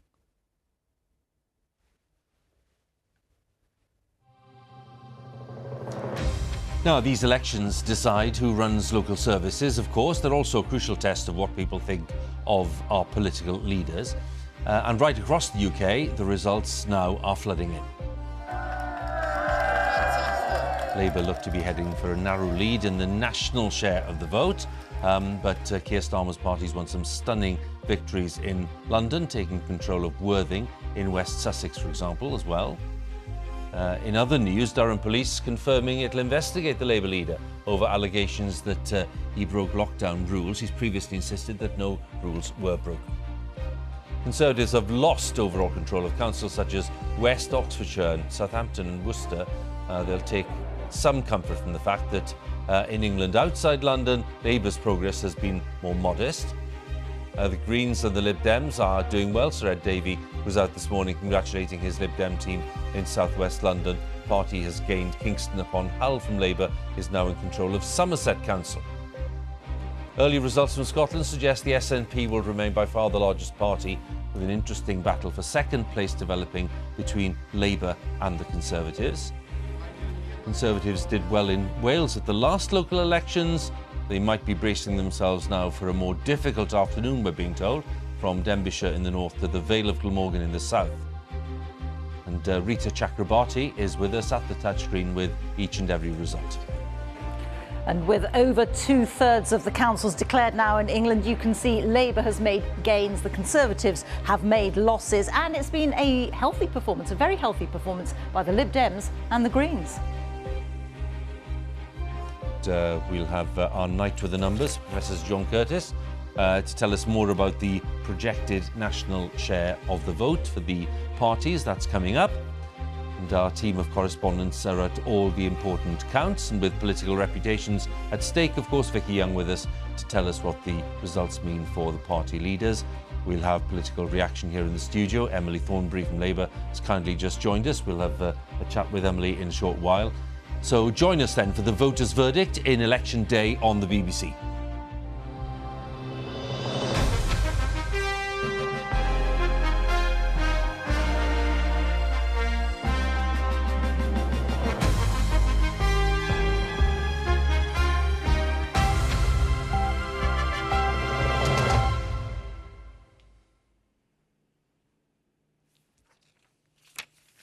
Yes, indeed. Welcome back here at the BBC's election studio at New Broadcasting House in London. And we are, of course, keeping a very close look at these counts taking place across England today. They were overnight as well. The ones taking place right now in Scotland and in Wales. And I'm told that we're just getting the first result also in from Northern Ireland. We'll bring that as soon as we can. So plenty to talk about. I'll be properly welcoming Emily Thornberry in a few minutes' time, who's just joined us now from Labour. Thanks for coming in, Emily. And Vicki, of course, is still with me here in the studio as well. So let's take a break, have a quick update with the news, and here's Martine. Huw, thank you very much. Hello, here's a summary of the BBC News. Police in Durham have opened an investigation into whether the Labour leader Sir Keir Starmer broke lockdown rules on a visit during which he drank beer in an MP's office. The Labour leader earlier hailed local election results, which saw the party seize control of 3 flagship councils in London. Boris Johnson has described the polls as a tough night for the Tories after the Liberal Democrats and Greens also made gains. BBC analysis suggests that had the whole country been voting, Labour would have secured 35% of the national vote, with the Conservatives on 30%. Nick Eardley has a roundup of all the election news. Election highs for some mean lows for others. Labour picked up councils they've never held before in London. Across England, the Conservatives have lost dozens of seats so far. What is the name of the Queen? And some are questioning whether the Prime Minister is part of the problem. This has been a tough night for Conservatives in some parts of the country, and in other parts of the country we're actually moving forward. And so for midterm, it's quite interesting that it's a mixed set of results. But the lesson is we've got to get on with the stuff that matters to people. The result isn't as bad as some Tories feared, but the final picture could be worse. More losses are likely in the coming hours. And after he was fined for parties in Downing Street, some are pointing the finger of blame at the Prime Minister. Those in power in Westminster really do need to take a good, hard look in the mirror, because it's the rank and file grassroots members that they rely on that are actually losing their seats tonight. Labour are on the up, at least in some places. They've won Westminster Council for the first time ever. Wandsworth, which had been Conservative blue since the 70s, and Barnet, where Keir Starmer visited this morning. But outside London, it's not as rosy, with Labour struggling to make gains. Have you done enough outside London? This is a massive turning point for the Labour Party. From the depths of 2019, we're back on track now for the general election, showing what the change that we've done, the hard change we've done in the last 2 years, what a difference it has made. But this afternoon, the police said they were opening an investigation into the Labour leader over an event he attended during COVID restrictions. Have you heard from Durham Police, Sir Keir? Any comment on their investigation? No response from him, but Labour said they would answer questions and that no rules were broken. The biggest gains so far have been for the Liberal Democrats. They took Hull Council from Labour and won seats from the Conservatives in their rural heartlands. What began as a tremor in Chesham and Amersham, what became an earthquake in North Shropshire, has now turned into a shockwave across our country that can see this Conservative government come tumbling down. The big picture so far is some bad results for the Conservatives, but not a catastrophic fall in support. And while Boris Johnson is getting some of the blame, there hasn't been a clamour of senior Tories saying that the Prime Minister needs to rethink his position. And although Labour may be delighted with their result in London, in the wider country it's a mixed picture, and some will think the party needs to do a lot better if it's going to win a general election. It's also been a good night for the Greens, who've added to their vote share and number of councillors in places like Amber Valley. What they've seen is that Greens have been working hard in their communities.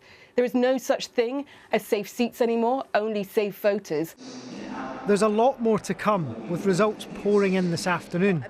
The SNP are continuing to dominate in Scotland, but Labour may stage something of a comeback and take second from the Scottish Tories.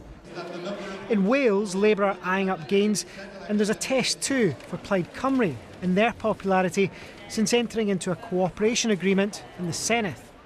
And many eyes will be on Northern Ireland over the course of the afternoon.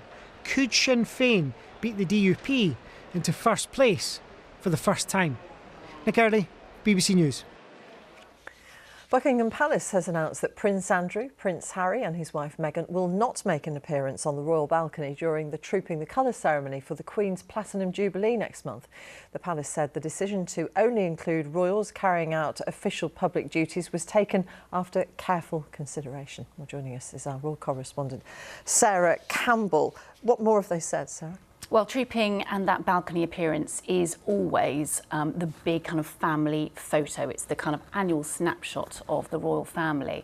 But this year, as we've heard today at this briefing by Buckingham Palace, it has been decided that the Duke of York and the Duke and Duchess of Sussex, Prince Harry and Meghan, will not be on the balcony. And just to read the exact words, after careful consideration, the Queen has decided, very much her decision, that it's those family members who are currently undertaking official public duties on behalf of the Queen. So that's, of course, Prince of Wales, Duchess of Cornwall, the Cambridges and their children, the Wessexes and their children, Princess Royal and her husband, Duke and Duchess of Gloucester, Duke of Kent, Princess Alexandra, but not the Duke of York and the Duke and Duchess of Sussex. But they will also, as family members, will have been invited to some of the other events over the Jubilee weekend. And so we can expect to see them at those. Still quite a busy balcony, it has to be said. Yes, still quite a busy balcony. And of course, the big question is the Queen and her attendance. And that was also talked about today. And I think the headline from that really is that the decision will be taken on the day, perhaps, of the events, that she very much wants to participate in the celebrations. But they're not going to say anything now that she definitely will. For the moment. Sarah, thank you very much. The convenience store chain McColl's has collapsed into administration, putting 16,000 jobs at risk. The supermarket giant Morrison's had proposed a rescue deal to try to save the firm, which has more than 1,000 stores. The accountancy firm PwC has been appointed as administrator and will look for a buyer as soon as possible. If you want to find the result in your area, head to the BBC News website or BBC News app. Enter your postcode, you'll find lots of election analysis and the latest reports from our teams around the country. And now it's back to election 2022.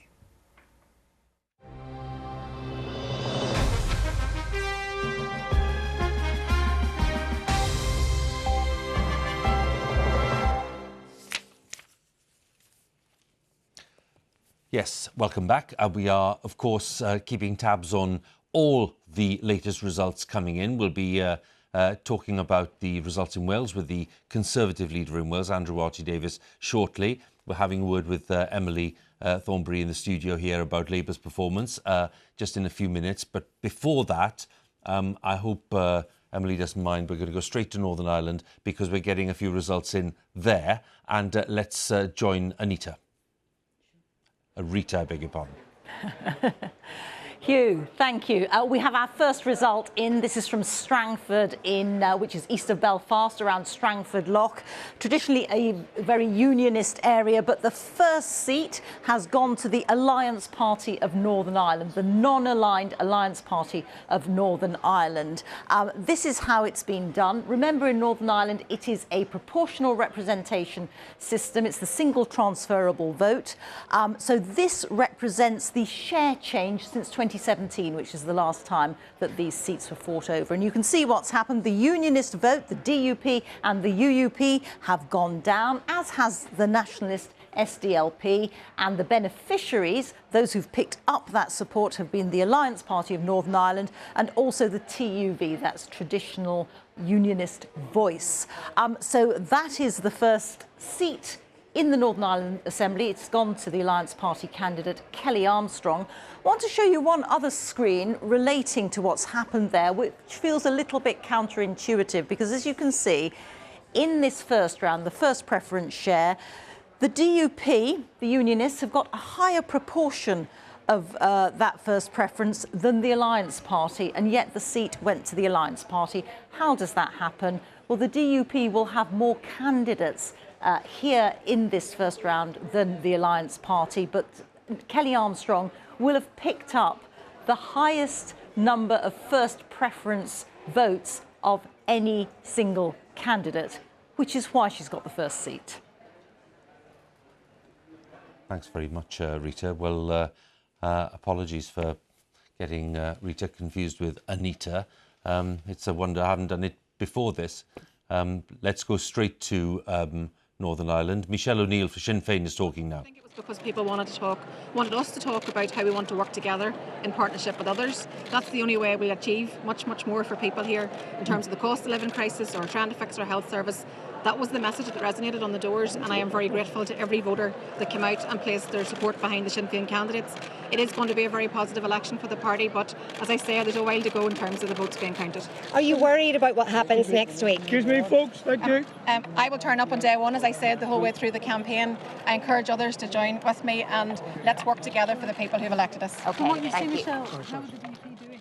So a clear message there from Michelle O'Neill, the Sinn Féin leader, and looking ahead to the set of results that's coming in for the Northern Ireland Assembly, being rather cautious there about the potential outcome, as you'd expect, because it's never easy to predict, not least because, of course, it's not sure what the Unionists might do in the event of Sinn Féin coming on top of the poll and then having the right to nominate a First Minister. All of that, of course, at the moment is uncertain because we don't have enough results in. But let's join Anita now to just get the latest there. Huw, thank you very much. And I do have 4 results to tell you about now from the Belfast Count Centre. The first MLA to be returned just a short while ago was Kelly Armstrong from the Alliance Party, the Cross Community Alliance Party in the Strangford constituency. We mentioned that a little earlier. This centre ground party, Cross Community Party, predicted in the polls to do very well in this election. People perhaps tired a little bit of the usual orange and green politics and wanting to go for something else. And then we've had 3 elections for Sinn Féin. Sinn Féin, of course, is the nationalist party that wants to see a united Ireland. So Danny Baker in West Belfast for Sinn Féin, and then Jerry Kelly and Carol Hullin elected in North Belfast, all within the last few minutes. That's 4 results we have. Still a long way to go, of course. 90 seats to be filled in total to the Northern Ireland Assembly, and of course at the end of the day the 2 parties who will get the opportunity to nominate to the First and Deputy First Minister positions. And traditionally, of course, under the terms of the Good Friday Agreement, that has always been the largest unionist and the largest nationalist party. But now we have this group of politicians, represented, of course, chiefly, I would say, by the Alliance Party traditionally, who are designated as others within the Assembly. It's a strange term, isn't it? They're basically politicians who do not designate themselves or identify themselves as either unionist or nationalist. Let's talk all about this now with Katie Hayward, who is Professor of Political Sociology at Queen's University Belfast. Great to have you with us, Katie. So just on these first few results and this idea of Sinn Féin potentially emerging as the largest party and the Alliance in the centre ground doing very well, as polls have predicted. It's very interesting to see Alliance getting the first MLA being elected. I mean, symbolically, that's very significant. It marks a shift in the landscape of Northern Ireland politics. Of course, if Sinn Féin, as expected, and it looks like it's going that way, does become the largest party in the Assembly, it's responsible for nominating the First Minister. If you have Alliance Party doing well, it will be also responsible for nominating ministerial positions as well. So we'd expect to have more power coming into this new assembly on the basis of an executive being formed. And this is where we begin to look to the DUP and think, what will they do in response to Sinn Féin? Let's look at unionism then, because we've had lots of conversations in this election coverage so far about disunity within unionism. You have the Ulster Unionist Party, who have issues with the protocol but say they would work with those issues within the power sharing assembly. And then you have the DUP and the TUV, Traditional Unionist Voice, who are very anti-protocol. How are the TUV doing? Yes, well, it's notable in Strangford, so where Kelly Armstrong was topping the poll, that second behind her is the TUV, and their strapline is No Sea Border. They are strongly anti-protocol, standing on that platform, and very likely, therefore, to take some votes away from the DUP. This adds to pressure on the DUP, and we will look to see how well the TUV does, bearing in mind, of course, that it's coming into this election with only one MLA, Jim Allister. And what happens once all the counting is done and we have those 90 seats filled? Because the idea, we talk about a power-sharing government, but will that actually happen? That's the question. So the first thing that would happen is, in theory, Sinn Féin, if it becomes the largest party, nominates the First Minister. The second largest will nominate the Deputy First Minister. We know that the DUP is very unlikely to do that. So then we have these talks about forming the new executive. Alliance will be really important in those talks if it does as well as it looks as though it's going to do. But in the meantime, we have the caretaker executive rollover from the existing assembly or the previous assembly. So in that sense, there's a space possibly up to 6 months, maybe longer even, of talks ongoing for the formation of the new executive. What happens to public opinion here in the middle of a fuel crisis, cost of living crisis, healthcare crisis is really a big question. Professor Katie Hayward, thank you very much for your thoughts on all of that. And Huw, I have to tell you that on Tuesday, when I talked to a whole range of people from different political traditions, you know, at the top of their agendas, it was the issue of the cost of living crisis, and then, of course, healthcare, education, all the things that you would expect a government to deal with. And they really want, whatever political background they were from, they really want, they told me, a functioning assembly at Stormont. So let's see where this election takes that idea. Indeed, Anita, many thanks. And we'll be back with Anita there, of course, relatively soon.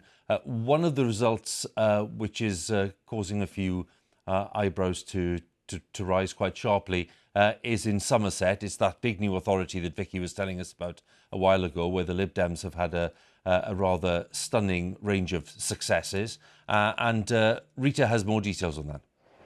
Yes, this is very eye-catching, Huw. They are still counting there, but the Lib Dems have gone past the winning post. They needed 56 seats and they've got 60. Still quite a few to be declared yet.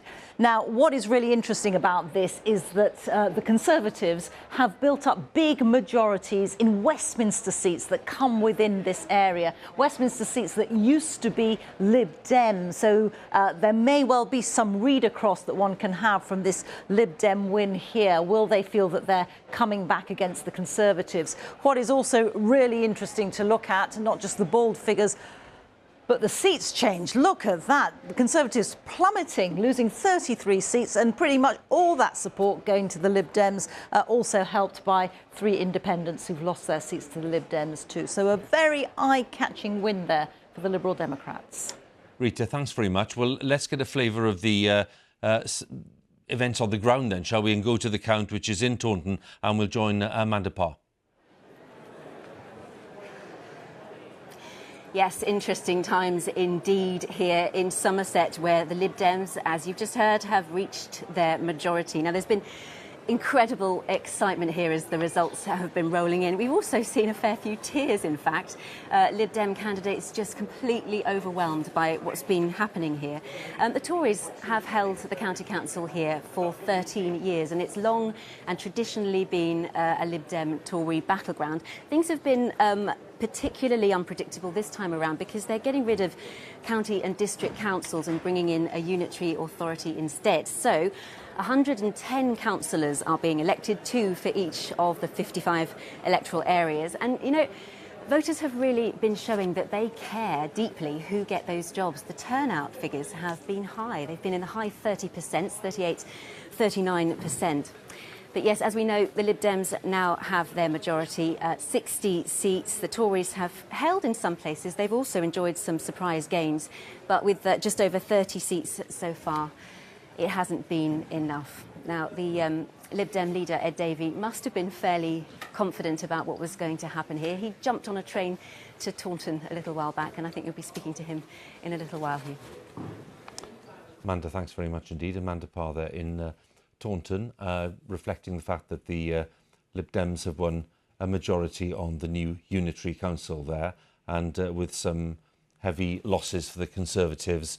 Of course, notional in the sense that it's a new authority, so it's not comparing exact like with like, because obviously the configuration is different, but the notional losses are certainly significant. Let's talk about a different kind of loss, this time for the Labour Party. Hastings. If we look at Hastings, which is, of course, down in the south of England, we have 15 seats to Labour, 12 to the Tories, 5 to the Greens. Labour short by 2. And that means that we can look at the change of seats and see that Labour lost 3 and the Greens have gained 3, so that Labour have lost control of Hastings.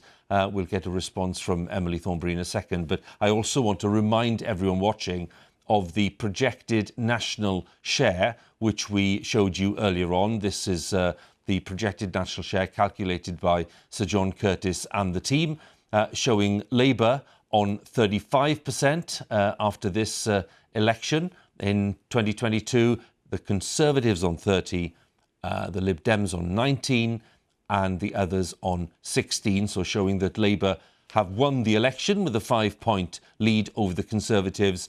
But John then adding his own comment, which was that the gains made by Labour, in his view, were nothing spectacular. There were some eye-catching ones, of course, including the councils in London, including Westminster especially. But he was really talking about a potential springboard for general election victory. So that's the context for the comments. Emily, thanks for waiting to talk to us. First of all, let's just deal with Hastings. Was that expected?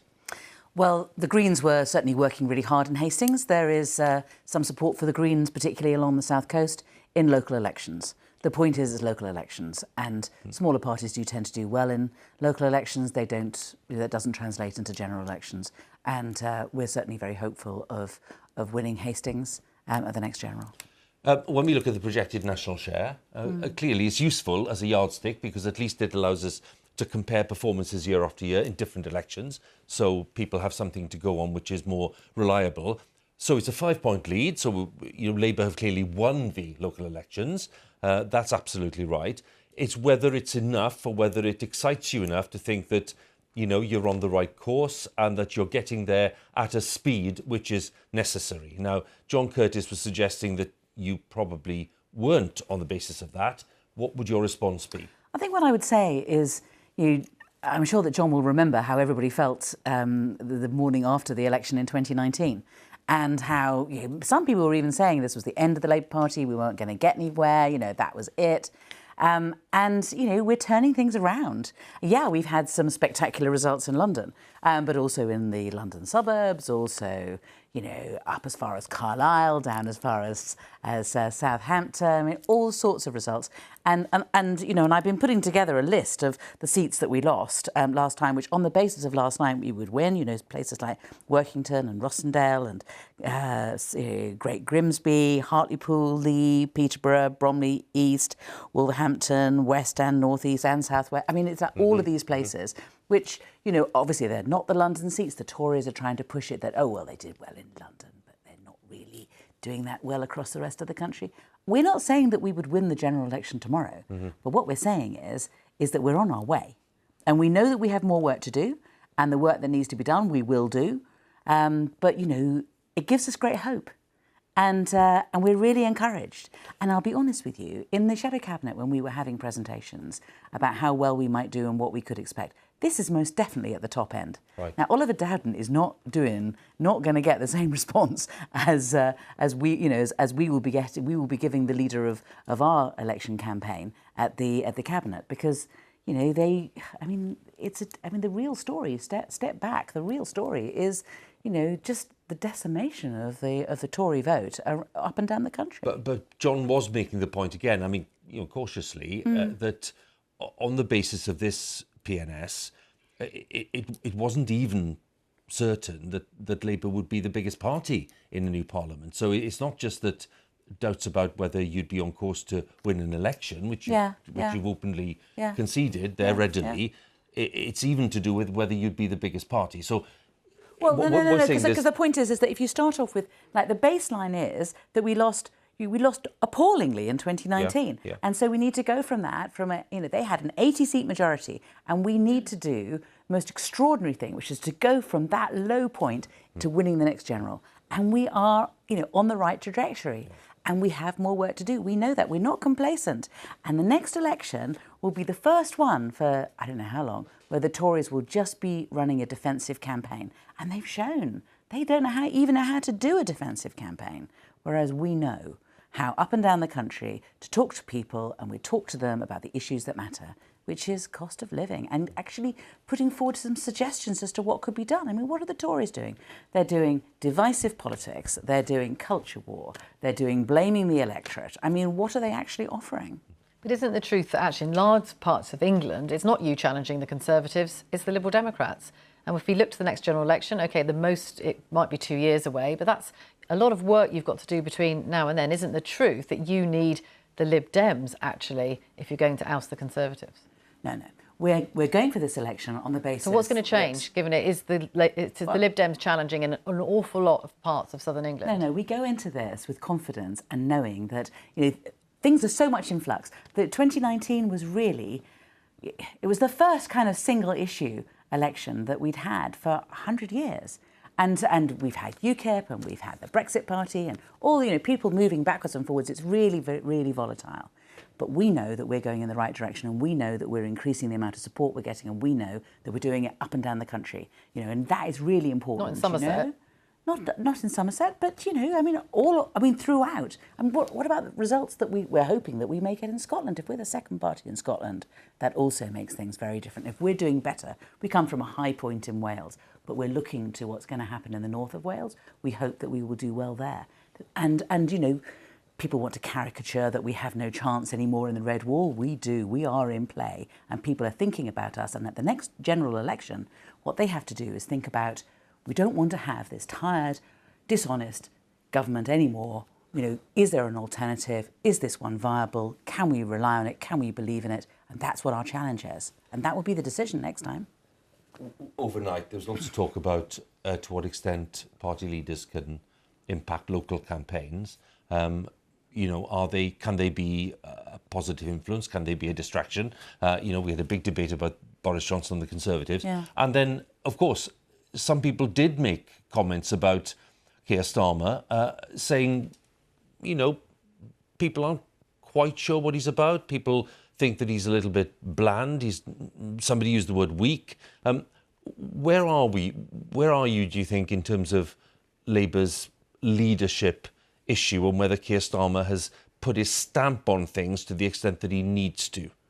I think that when you're looking for a Prime Minister, I think that it is a good starting point to want someone who is honest and straightforward and who is principled. And that is a stark contrast between Keir Starmer and our current Prime Minister, quite frankly. But you also need to have ideas. You need to be able to show that you can change people's lives and that politics can change people's lives for the better. And that's what the Labour Party is about.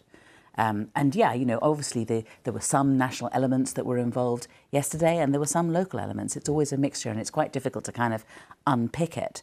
But today, I'm not going to say, what I think. We were saying before the election how much Boris Johnson's behaviour and the behaviour of others within the Conservative Party was impacting on Tory voters.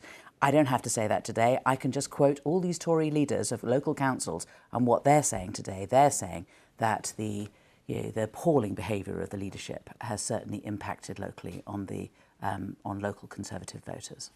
Emily, we'll pause there for a second. Thank you. Let's look at the quick look at the state of the parties in Wales, if you can, because Emily mentioned there the north of Wales and Labour's prospect. We've got 2 out of 22 councils declared in Wales. Plaid Cymru on 53 councillors at the moment, plus 10. The Independents, traditionally very strong in many parts of Wales, on 46, they're down 8. Labour up 3 and 25. It's very early days, of course, 20 authorities to come. The Tories on 9, down 3. The Lib Dems on 2, that's down 2 at the moment. So we've got 20 councils yet to declare. But let's bring in the leader of the Welsh Conservatives, who is Andrew RT Davies, who's waiting to talk to us.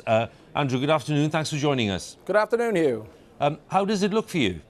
Well, it's been a hard night at the office. The counts obviously are still continuing. There's a lot more counts to continue in the next couple of hours, so the picture will come far clearer. The national message was a difficult one for us to walk through this campaign, but we fielded a record number of candidates, 669 candidates, the only major party to grow our candidate base. But I have to say the national picture was very difficult for us to deal with. When we look at the overall picture, Andrew, I'm just wondering, because of your detailed knowledge of events on the ground there, where is likely to be the most challenging part for you? Where do you expect to have the most difficult experience in these results during the course of this afternoon and this evening? Well, as someone who's gone through various local elections here in Wales, this looks very similar to the 2012 election, because in that election we also had some very difficult headlines, which was around pasty tax, caravan tax. This time round, obviously, it's been around other issues. So I think across Wales we're getting reports in of challenges faced at various counts. But what is important to remember here, and certainly I've picked up this when I've been going around Wales, is that the Welsh Conservative brand is very strong, and the welcome that Welsh Conservative candidates has received has been very warm, but it's that national picture that people have been saying that they've been wanting to send a message about. And so that warmth to the Welsh Conservative brand is something we've got to embrace and take forward, whilst understanding the national message that people have wanted to say via the ballot box at these local elections. Is the message you want to send to Westminster that Boris Johnson has not been helpful to you? Well, I wouldn't say that. The Prime Minister obviously won the general election with a record number of Conservative MPs being returned in 2019. All governments have difficult mid-term elections, but that's not dismissing the message that's coming out from these elections. What I want to do now is obviously go forward, building on the success we had in 2021 at the Senedd elections and the general election of 2019, recognising the voice of the people via the ballot box at these local elections, and we build a strong Welsh Conservative brand so that we can take that into the general election whenever that's called in 18 months, 2 years' time. But is that strong Welsh Conservative brand you're talking about, has it been strong enough this time to withstand all the talk of a cost of living crisis and Partygate and all the rest of it? You seem to be suggesting it's been rather strained. It hasn't been strong enough, quite simply. The two main issues in this campaign have been obviously around the cost of living, and because of the issues at number 10, every time a Conservative spokesperson's gone on the stump, they've been talking about issues that obviously are important to the electorate, but not obviously talking about the policy positions that we have taken to help with the cost of living. And that's proved challenging for candidates on the doorsteps. But we've listened, we'll learn from these elections, and ultimately we'll go forward as a stronger party, hopefully building on success of 2019 and 2021, learning from 2022 and building momentum into the general election. Andrew, we'll keep an eye on the results clearly, very closely as they come in, but thanks very much for joining us now. Thank you. Andrew RT Davies there, the leader of the Welsh Conservatives and Conservatives in the Welsh Senedd. Our thanks to him. Now, I want to remind you about the story that was breaking as we came on air, the statement from Durham Constabulary, following the receipt of significant new information in recent days, said the police in Durham. The Constabulary has reviewed the position, that's to say, in relation to allegations of breaking the rules in terms of Sir Keir Starmer and some party workers. And following the conclusion of the pre-election period, we can confirm that an investigation into potential breaches of COVID-19 regulations relating to this gathering, which was the one in, I think we said April 2021, wasn't it, Vicki? That was it? Is now being conducted. Now, we discussed this earlier. This has happened today. It was a statement that was put out at lunchtime. And clearly, it's been at the heart of a debate over the last few weeks following the fact that the Prime Minister, the Chancellor, had been fined for breaking the rules in terms of gatherings. And of course, the Metropolitan Police investigations are still ongoing. They're still not at an end. But now Durham Police, who at one point looked at this meeting and said that they found no problem with it, have now gone back to it saying that they've got significant new information over recent days. Now, given that Emily's with us here and is a senior member of the party, were you surprised by this? No, there's been a campaign from Conservative MPs in the run-up to this election and supported by a lot of Conservative supporting newspapers to get this investigation reopened, and it's been reopened. Are you annoyed by it? No, listen, we will answer any questions that the police have got for us, and we're completely confident that no rules have been broken, so it's fine. When it says receipt of significant new information over recent days, do you find that intriguing? Do you find that puzzling? I don't know what that is. So, but you know, we'll be there to answer any questions that they've got. So you've no idea what that new information could be? I don't know. And your view of the original meeting or gathering or whatever you want to call it hasn't changed, has it? Which is that no rules were broken. Absolutely not. We're absolutely confident that there's nothing to answer here. The police investigated, there was nothing there, and there is nothing there. When Rishi Sunak was fined, or investigated, in fact, first of all, and the Prime Minister, Sir Keir Starmer, said that just because they were being investigated, they should resign. Do you think he should? No, because the context is completely different, if you think about it. What was happening in Number 10 was that there were a series of these things being organised, and that's the point, organised in advance. We knew that, for example, the birthday cake one, which is supposed to be one of the lesser offences, there were invitations sent out on the basis of it being a celebration. We understand the emails, we understand there are photographs which also support this. And it is just like the woman who arrived at a friend's house with a birthday card, just going to hand in a birthday card, and there was a birthday party going on. She joined in and she got fined. It's not fair for her to be fined and for Rishi Sunak not to be fined. Even though he was there for a meeting, because...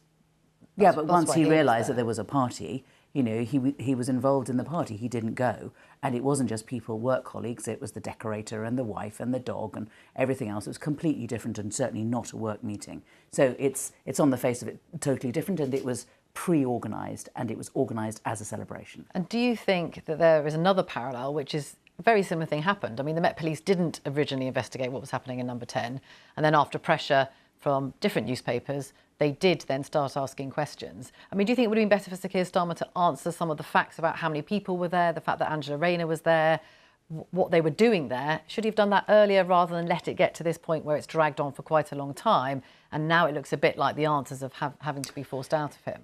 Yeah, I mean, I hear what you say. I mean, I think that there was a mistake made at the beginning when I think that a press officer was asked by some journalists about whether Angie was there, and they said no without checking. But you know, it was all on the internet. I mean, you know, it was an open meeting. It was done on the web, so it was quite clear that Angie had been there. And then when we were asked 3 months later, her office said, yeah, she was there. There really isn't a cover-up here, you know. And I mean, what can I tell you? You know, that's the situation. We'll see what happens then, Emily. But many thanks for responding to it like that. You know, it was. Lots of viewers will be interested in your thoughts on it, given that it's happened in the last few hours. We're going to be talking to Douglas Ross, the leader of the Scottish Conservatives, in a short while. He, of course, put in a letter of no confidence in the Prime Minister and then withdrew it. So we'll be talking about the Conservative performance in Scotland. Before then, I think we can have the state of the parties in Scotland, and we can join Reeta. Yes, Huw. So we've got over half of the councils declared now. Proportional representation used in Scotland, of course. This is how the parties are looking at the moment. The SNP has gained 21 councillors. Labour has gained 14. Conservatives have lost 49. And you can see the Lib Dems and the Greens have picked up councillors as well. I want to show you the councils that have changed hands. Never very much movement in Scotland, again because of PR, but the SNP has gained one and Labour has also gained one. And interesting too, in terms of the state of the parties, is the change in the share of the vote from last time round, from 2017. You can see the SNP up by 2, Labour up by 1, but the Conservatives down by 6. Now, in the last election, the Conservatives came second to the SNP. Does this mean that Labour will now overtake them and take that second place? I've also got some individual results to bring you. So Dundee, we've reported already, is an SNP gain from no overall control. West Dunbartonshire, a Labour gain from no overall control. And South Ayrshire, Clackmannanshire, East Ayrshire, they remain hung, and they're still counting in Glasgow. And Glasgow also no overall control in the previous election. Let's just take a look behind the results, though, and see what's happened to the vote. So here the Conservatives are the biggest party, but short by 5 seats. What's happened to the Tory vote here, though? They've lost 2 seats since last time. The SNP actually a smidgen ahead in terms of first preference votes, but look at that, an 11 percentage point fall in the Conservative first preference share since 2017. So that's pretty grim reading for the Conservatives. Let's take a look at another one. Let's see what's going on in Glasgow. So this is, let's try that again. This is grey because they are still counting. The winning post is 43 seats and they're not quite halfway through yet. But we can still see what's happening, I think, to the share of the vote. Let me take you through this. So the Conservatives have lost 3 seats so far. Labour gained 2, the Greens have gained 2. That is the way in which the first preferences have divided up. But this last one shows you the change in the share, and the Greens, a great beneficiary this time round, up 6 percentage points. But the SNP and the Conservatives both down by 5 points. Peter, many thanks, because there are quite a few elements of the Scottish results which are interesting, and indeed we're now getting a few results in as well from Northern Ireland, which both of which I want to talk to John Curtice about. John, thanks for joining us again. On Scotland, how do you read the picture there now? Well, we're looking at a modest increase in SNP support, which will be enough for the party to get a record share of the vote in local government elections in Scotland. But as we've seen, particularly in Glasgow, their coalition partners, the Greens, are also advancing by at least as much as the SNP so far.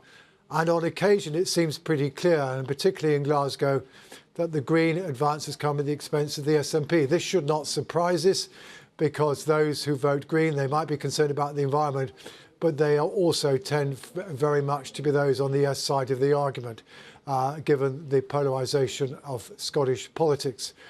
The big losers are the Conservatives, and it looks as though, still looks as though the Conservatives will come third, perhaps by no more than a couple of points or so. But one of the things that's particularly making life difficult for them is illustrated by that South Ayrshire result that Rita's just shown us.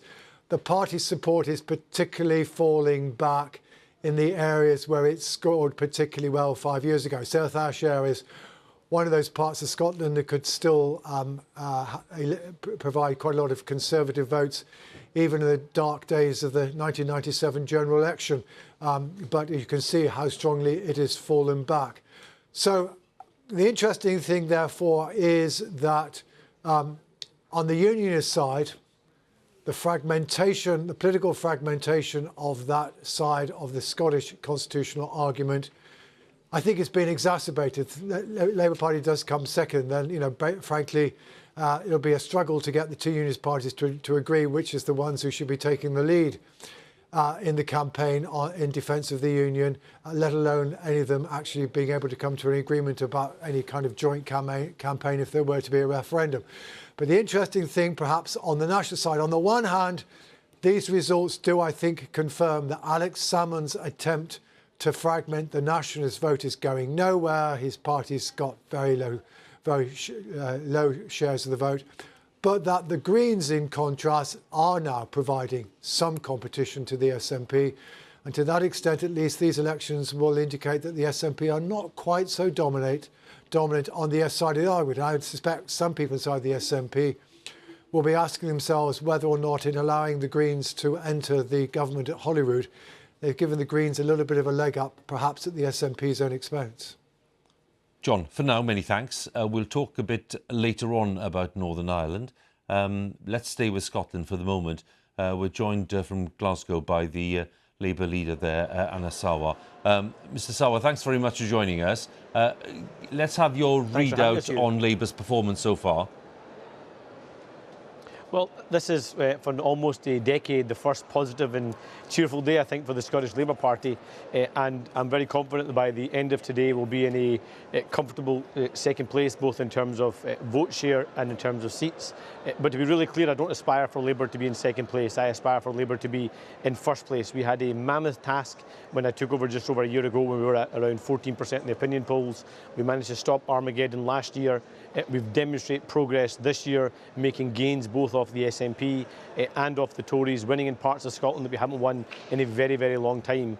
But now we want us to move forward to think about the next general election, think about the next Scottish Parliament election, and how we continue to build support here in Scotland. So one, we can boot Boris out of Downing Street and elect a UK-wide Labour government, but also be in a position here to say to people across Scotland, we don't have to carry on with the same division that we've had from the SNP and the Tories. We have a different chance of change, and that can come through the Scottish Labour Party.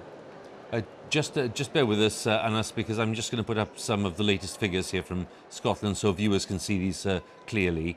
We have 18 out of 32 local authorities declared. And in terms of councillors, 362 to the SNP, that's up 21. Labour up 15 on 217. The Tories down 50, that's 50 on 168.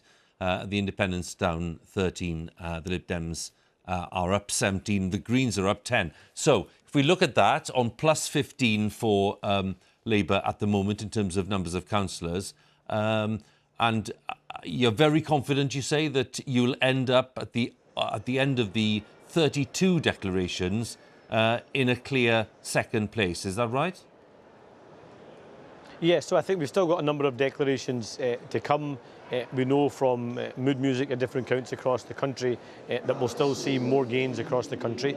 So I'm really confident by the end of the day it will be clear in terms of second in terms of vote share, but also in terms of seats. But I repeat again, that's not my ambition. Of course, I'm pleased by that. Of course, I'm pleased that we have a cheerful day for the Scottish Labour Party after, for almost a decade, people writing us off as if we're no longer on the pitch, no longer relevant to Scotland. But I want us to build on this now and actually demonstrate we can make a real difference in people's lives. We're on people's sides and we aspire to win across the country. It's an interesting question about the nature of your campaign there, given that, of course, there's been a kind of a series of very big headlines from Westminster to do with Partygate, the cost of living especially, which of course is affecting people right across the UK. And then, of course, in Scotland, you are also dealing with a matrix of elections there with the Scottish Government and the SNP in power there. So how did the dynamics of the campaign work in terms of Labour in Scotland? What was your main focus? Look, I think the single biggest issue for people across the country is not the usual political machinations, but clearly was the cost of living crisis. And people in Scotland, by a clear majority, felt that the UK government was not doing enough to support, but also didn't feel that Nicola Sturgeon and the SNP were doing enough to support in the cost of living crisis. And I'm hoping that this election campaign, we have delivered a message to Rishi Sunak and to Boris Johnson that they've got to do more to address people's cost of living crisis. But also here in Scotland, the SNP needs to actually use its powers rather than replicating the Rishi Sunak model to provide more support and help to people right here in Scotland. So the cost of living was the single biggest issue. There's another couple of things to mention though. One is, it's clear now that the nasty party is back in terms of the Conservatives. It's clear that the Ruth Davidson project is dead and there is now a more progressive, future-looking, forward-looking alternative here in Scotland, and that's the Scottish Labour Party. And now our eyes are firmly set on the SNP so we can change the way we do our politics, but more importantly change the country so we actually get the issues that matter to people back as the focus, not this constitutional obsession and this game that the SNP and the Tories have had our country play for almost a decade here in Scotland. Well, we hope to be talking to the SNP in a short while, but Anas Sarwar, thank you very much for joining us for now. Thank you much, Labour leader in Scotland, Anas Sarwar, thanks to him. We were discussing earlier the strong Lib Dem performance in parts of England, certainly, where we were looking at the new authority in Somerset. We were having a look there at the count in Taunton. Quick reminder before I talk to the party leader, Sir Ed Davey, that the Somerset result looked like this, and there are 8 seats yet to declare, 60 to the Lib Dems, 33 to the Tories, 56 needed for a majority, so clearly it's a Lib Dem controlled new authority there. And if we look at the change, well, this is notional because, of course, it's a new authority. It's not based on actual comparisons with directly comparable previous wards. 36 up for the Lib Dems and 33 down for the Conservatives. So let's go to Taunton. And Sir Ed Davey is there for us. Ed, good afternoon. Congratulations on the results where you've done very well. What led to it? Well, thank you very much, Huw. We have done really well across the country. I'm here in Somerset, where we've taken control of the council. And when I canvassed across the country, met lots of people, and the biggest issue across the country was the cost of living emergency. You know, millions of families and pensioners are really struggling, and the Conservative government was not doing anything near enough to help those people. And Liberal Democrats were saying, look, you've got to give them a tax cut, a cut in VAT worth £600 to the average family. That's the sort of positive measure that the Liberal Democrats were arguing for. And I'm afraid the Conservatives were just taking people for granted. That's what we heard. When you look at the kind of campaign that you've been fighting there, and indeed in other parts of the south of England, how does it work in terms of your own issues and then personality? How much did you focus, for example, on Boris Johnson as a leader and his values as Prime Minister, or indeed on your own policies to do with local areas such as Somerset and the issues that are relevant to people there? They'll include the cost of living, but other things as well. How did that campaign divide?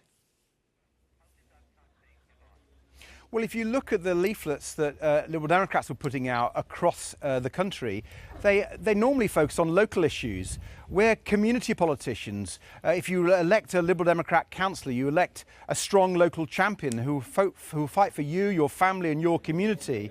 That's exactly what people get when they vote Liberal Democrats. So we were focusing on many local issues. Yes, the cost of living has got a national element, of course, to it. The environment's always big for the Liberal Democrats, and we've been pointing out in Parliament and on our leaflets the fact that the Conservatives were letting the water utilities get away with pumping filthy raw sewage into our rivers and lakes, and that's just not acceptable. So we've been standing up for people, for their communities, offering them a fair deal, and that's what we've been talking about. Of course, back in the Westminster bubble, there's been the story of Partygate and the appalling behaviour of the Prime Minister, law-breaking and the lies and the sleaze and scandal of the Conservative MPs. That obviously was on some people's minds, but we weren't campaigning on that. We were campaigning on the issues that mattered to people: the cost of living, the NHS, the environment. Ed, it's Vicki Young here in the studio, and you've obviously had some real big successes, particularly in some of those areas like Somerset, which of course were strongholds for the Liberal Democrats for many years. And you will be looking to the next general election. You know, we know that there's a by-election coming up in Devon near where you are. You've been in Wimbledon today. You're looking at parliamentary seats, of course. But ultimately, even if you do well next time round, you know you can't do enough to form the next government. It looks on these projections that Labour can't do it on their own either. And of course, the inevitable question, is there some kind of agreement between the two of you about what you would do, given you both want to oust the Conservatives? No, there isn't. I, as Liberal Democrat leader, am focusing on winning more Liberal Democrat council seats and more members of Parliament. What was really interesting, the results for the Liberal Democrats last night, was in seats that we need to take from the Conservatives. Here in Taunton, for example, but in places like Wimbledon, where I was earlier. These are key seats for the Liberal Democrats next election, which I believe we can win. And Boris Johnson out of Downing Street, to get the Conservatives out of power, all the arithmetic shows we need a strong Liberal Democrat performance. And there are seats across the country, you know, up in the north like Cheadle and Hazel Grove, Harrogate, lots of places where Liberal Democrats are the only people who can beat the sitting Conservative MP. And if we do, we can oust the Conservatives from government. That's my focus. Yeah, you oust him from government. That's what you want to achieve. But then what? That's what voters will want to know, of course. Well, if you vote for Liberal Democrats, you get Liberal Democrat people argue for Liberal Democrat policies, our priorities, whether they're trying to help people on the cost of living, our proposal for a tax cut, for example, our proposals to help more vulnerable families and pensioners by taking money directly off their energy bills, our proposals to clean up our environment, our proposal for the NHS and care. These are the issues that really matter to people, Vicky. There will be what we'll focus on before the election and after the election. Ed, thank you very much for joining us. The clock's slightly against us, but once again, congratulations to you and the team on where you've done well, and good of you to bring along a band of supporters as well to support you in the interview, which is stage management of an exceptional kind. They're a great. Huw, they're a great band here in Somerset, but in Woking, I can tell you we have taken control of Woking. So it looks like we might have won 4 councils: Hull off Labour in the north, Westmoreland and Furness in the north, Woking in Surrey, and of course Somerset. Before you get overexcited, Ed, we're going to leave it there. Thank you very much indeed. Thanks a lot. Sir Ed Davey there with his team in Taunton, having notched up that victory there in the new authority in Somerset. Earlier on, we were talking to the Labour leader in Scotland, Anas Sarwar. We're now able to talk to, I'm pleased to say, Douglas Ross, who's the Conservative leader, who joins us now from Elgin. Douglas, thanks very much for joining us. I'm just wondering, what's your readout of how your party has done in Scotland overnight? Well, it's been a difficult night, and the results coming in today are very disappointing. We've got some areas where it's been very good. Here in Murray, we recorded our best ever result, more councillors than ever before. Every one of our candidates elected, and the SNP went backwards. In neighbouring Aberdeenshire, we're making gains, but in too many parts of Scotland, we have lost excellent candidates, and councillors haven't been re-elected because it seems many of our supporters decided to sit this one out, to protest and not cast their vote, and we've lost out as a result of that. So that's one factor that you've outlined for us. Were there other factors that are outside your control? For example, lots of your party colleagues in England were telling us overnight that they'd had trouble distancing themselves from some of the events at Westminster to do with Partygate. Others telling us that the government hadn't done enough in terms of the cost of living crisis. Were those factors that troubled you as well? Well, it was certainly the Partygate issue that dominated the discussions I had with voters who were reluctant to come out and support us as they have in the past. In 2015 we had a record result here in Scotland, so we're coming into these elections on the back of a very strong set of results 5 years ago, but there's absolutely no doubt that people have sent a message to the Prime Minister and the government, particularly around Partygate. That's what came out loud and clear. And on the cost of living crisis, where, again, some of your colleagues were telling us that in their view, despite what the Chancellor's put in place, voters were saying that there simply wasn't enough help available, certainly in terms of helping with sharply rising fuel bills, etc. Again, is that something that voters were saying to you was a reason not to vote Conservative? Yes, again, this is a thing people are experiencing, be it in their domestic heating bills or when they go to fill their car. I represent a very rural area here in Murray and across the Highlands and Islands.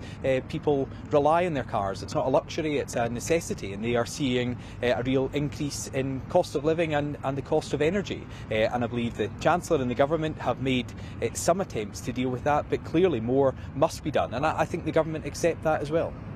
Douglas, it's Vicki Young here in the studio. You've talked before about, of course, calling for Boris Johnson to resign as leader. You withdrew that because of what's going on in Ukraine. But, of course, there are lots of people who sadly feel that that situation will go on for months, if not years. Are you now saying that Boris Johnson should lead your party into the next general election?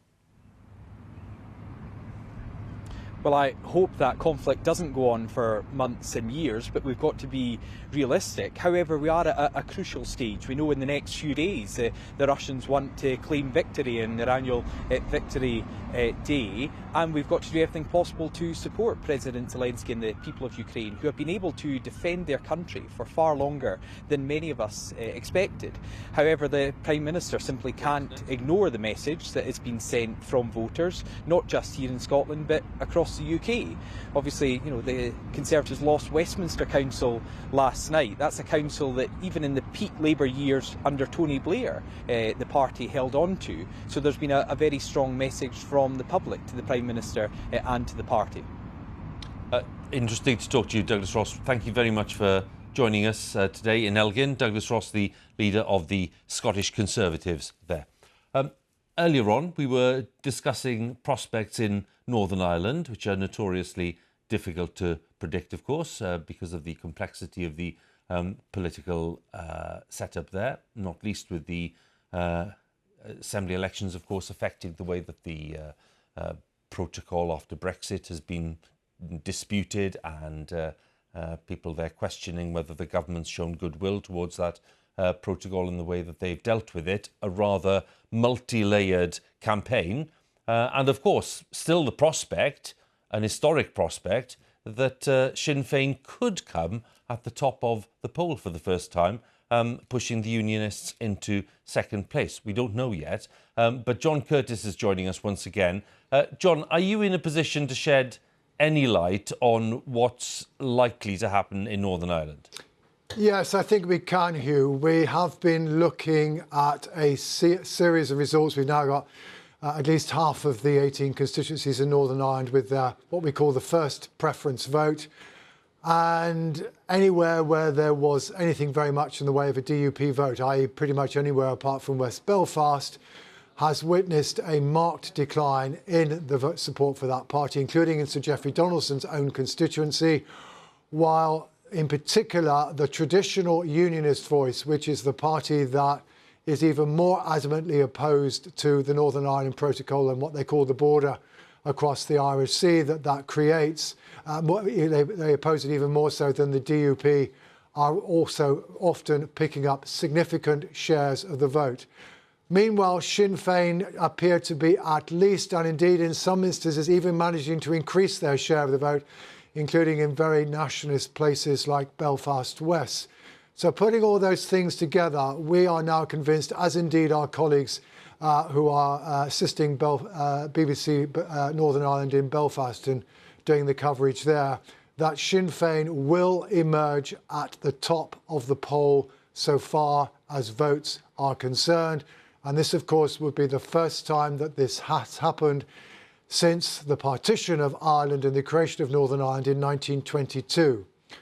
We suspect, but we cannot be as adamant about the fact that we anticipate that Sinn Féin will also be the largest party in the Assembly, but we can't be quite so sure of that because, for example, the traditional Unionist voice is running at around 7-8% of the vote.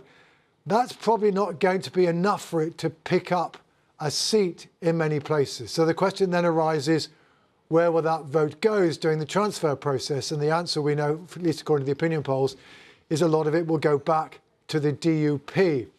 The gap between Sinn Féin and the DUP is probably going to be too close for such transfers to close the gap between Sinn Féin and DUP entirely, but we can't be entirely sure.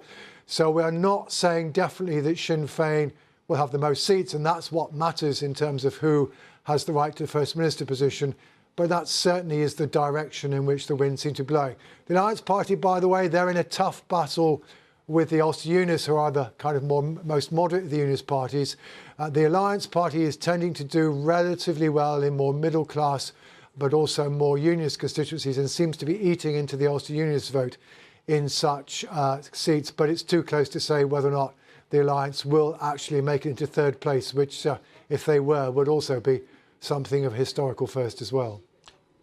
Indeed, John, thank you. I'm going to stop you there, if you don't mind, to get some reaction. Let's go straight to Anita, who's in Belfast.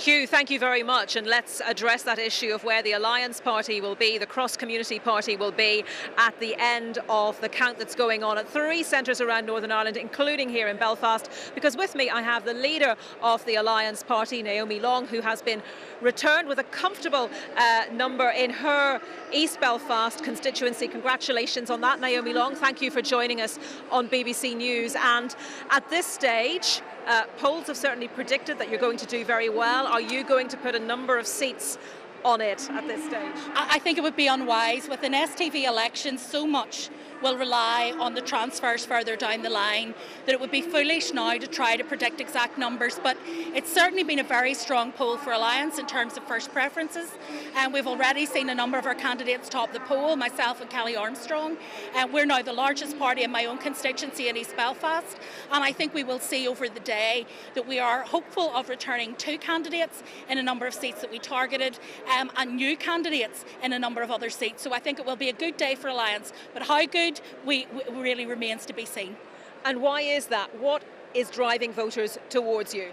Well, I think voters are concerned about issues like the cost of living crisis. They're concerned about the state of the Northern Ireland Health Service, and what they have seen from Alliance over the last 2 years in government is delivery on the issues that matter to people. So as Justice Minister, I was able to show what we can do when we're in government, and I think people responded to what was a very positive message from us, a constructive message, one that is about getting government up and running in Northern Ireland, which is not a given, and making sure that we can actually start to deliver on the priorities that people have.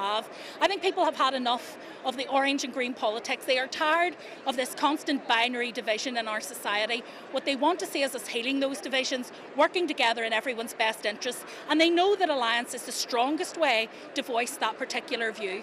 But how are you going to deliver if the Stormont executive after this election does not return in a functioning and functional way?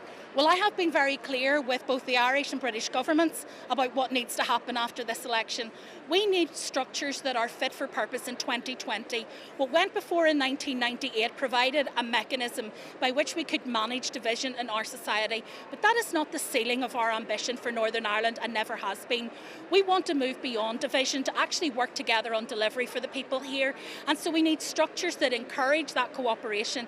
There are those who have said they will not go back into government because they either don't like who they'll have to work with, or they're concerned about the protocol, which clearly isn't a big concern with the public. So if they don't want to do government, fine, let them sit it out and let those who are willing step up and take that and shoulder the burden of government, because we need government in Northern Ireland, irrespective of whatever challenges we face. What has the Secretary of State, Brandon Lewis, said on that issue? So we're talking about a reformulation, if you like, of the way the Assembly runs. Up until now, it's been a Unionist First Minister, a Nationalist Deputy First Minister sharing power. The Alliance Party and others who don't designate themselves as Unionist or Nationalist have been described as exactly that, others. So how do you reformulate how the Assembly works? Well, we think it's very simple. What we need is to offer people their place in government. If they reject it, then you move on to the next largest party and you offer them that place. You don't stop because one party wants to walk away. We shouldn't have a system of government here where a single party can hold government to ransom. It makes no sense. We also need to do away with the designation system. We split people into camps at the beginning of the Assembly term and we set it up for failure and division. What we need to do is have weighted majority voting in the Assembly on key issues that do affect particular Northern Ireland-based issues, and that would allow us to incentivise cooperation rather than actually entrench division. That's what our ambition is. That's what we've said to the Secretary of State and Secretaries of State before him, and that is the message I will be taking to him when I meet him on Monday afternoon. Naomi Long, thank you very much. Naomi Long, they're the leader of the Alliance Party, the Cross-Community Alliance Party, and you heard her say there that the structures in Northern Ireland, the power-sharing assembly, encourages division. She says there needs to be something in the process, the structure of power-sharing here that incentivises cooperation, because at the moment the DUP, which in the last Assembly elections emerged as the biggest party, They're saying they will not go back into power sharing unless their concerns about the Northern Ireland Protocol are addressed. Those are the set of rules that deal with post-Brexit trading arrangements. But when I talked to people earlier this week from all sorts of political backgrounds, they told me that the protocol was not front and centre of their thinking. They want politicians, they said, back at the Assembly making decisions on things like the cost of living crisis, healthcare, education and so on. So let's see how the numbers shake down today and where that leaves the respective parties. What will that lead to? A return to Stormont or another Stormont stalemate? We'll see. Huw, back to you. Anita, many thanks again. Very interesting to hear the interview there and the response. Anita McVeigh will be back with Anita in a short while.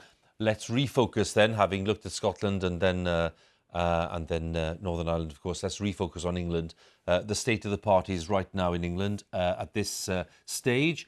122 of 146 councils declared. So we are almost there in terms of the journey to completing the councils in England.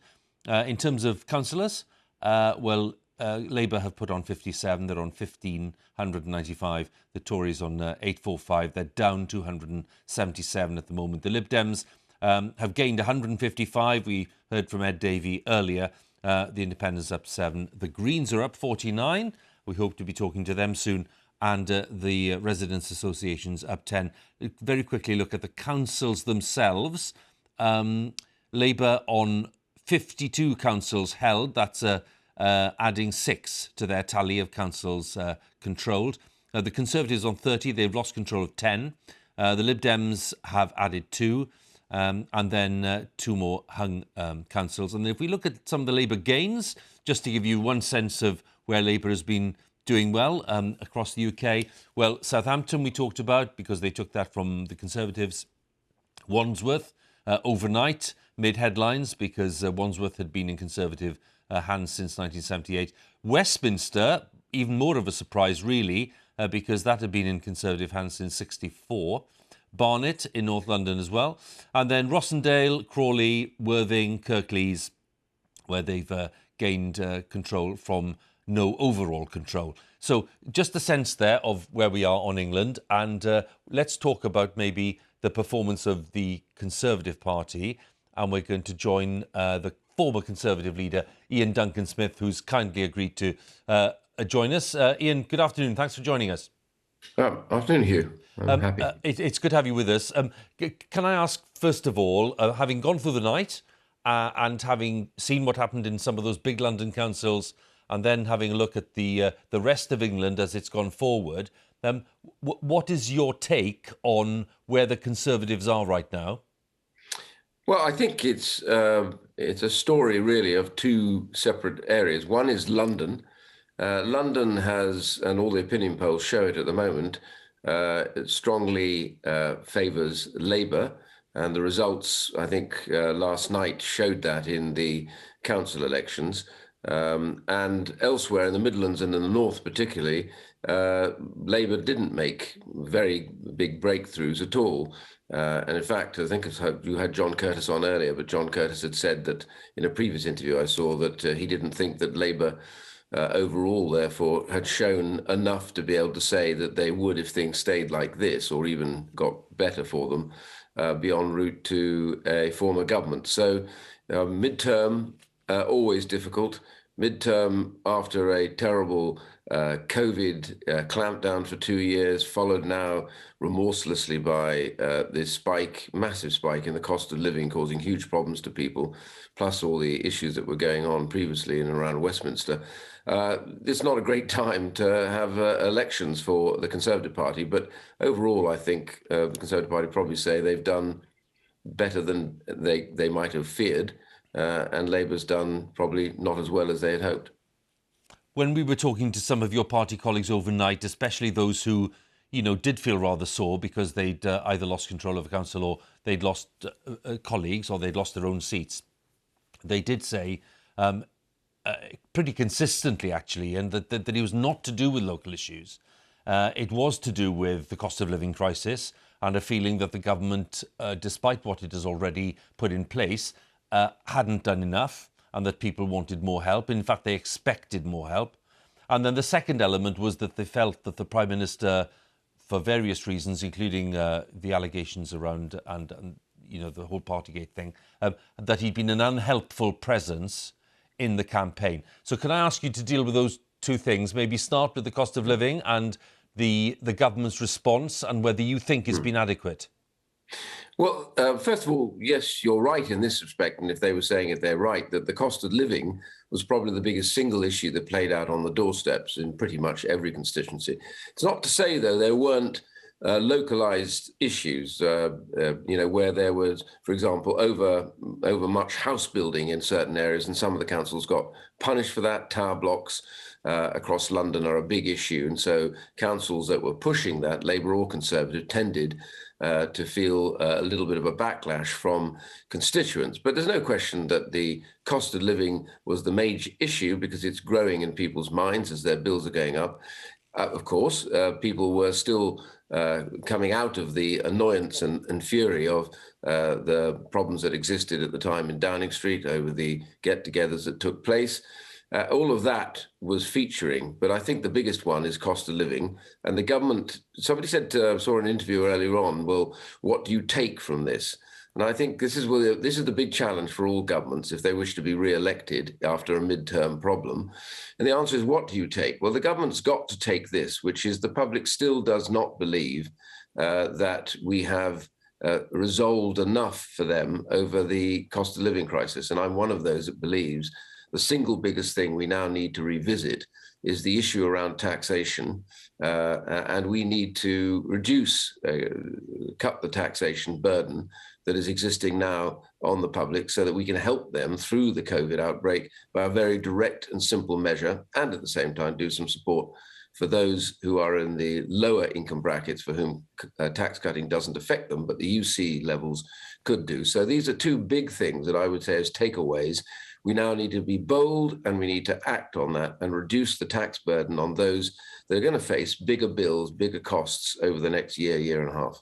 I'm bound to say, and we were talking about this earlier to the Chief Secretary of the Treasury, you may or may not have seen it. He was basically saying, look, yes, of course we understand people are under pressure, but we're also mindful of the state of public finances, which are not in a good way after the last couple of years and all the extra spending that's been put in place. And for that reason, a very strong hint from him that it would be budget time in the autumn before any other measures might be considered. Now, would that timescale for you be acceptable or not? Well, it's not whether it's acceptable to me, it's whether I think events are going to allow that timescale. And I'm afraid I don't think they will. The one thing I've known over the time I've been in government is the number of times governments set out their timescales only to find, as Macmillan said, events, dear boy, events, push them in the other direction. And it's always good. Sorry, it's always good for governments to act in advance of that issue. As they say, the known knowns and the known unknowns. The known that we know is that this spike in inflation and cost of living is going to relentlessly go on. So I don't see why we need to wait some months down the road to see just how bad that is. We know it will be bad. We need to act early. We need to act in a conservative way, which I believe is to reduce the burden on the public, on individuals through taxation. So I don't fully agree that we've got the time to sit and consider our navels for the next 4 or 5 months whilst we figure out whether or not people are worse off. They will be worse off. We know that. And here is the other problem that exists, Huw. We face a serious problem in the whole of the West. This is not just the UK having a cost of living crisis. We know that. It's every country. But the real issue here is most countries will probably face some monetary tightening. We've seen the Bank of England doing a bit of that now, may do more. This puts pressure already on. What we don't need is what I would call the double whammy of monetary tightening and fiscal tightening, i.e. tax increases. So what we need to do is move on the bit that we really can move. Otherwise, we'll end up in stagflation. And that happens to be the fiscal area, which the government controls. So my personal view, the government may not listen to me at all. I'm sure they won't.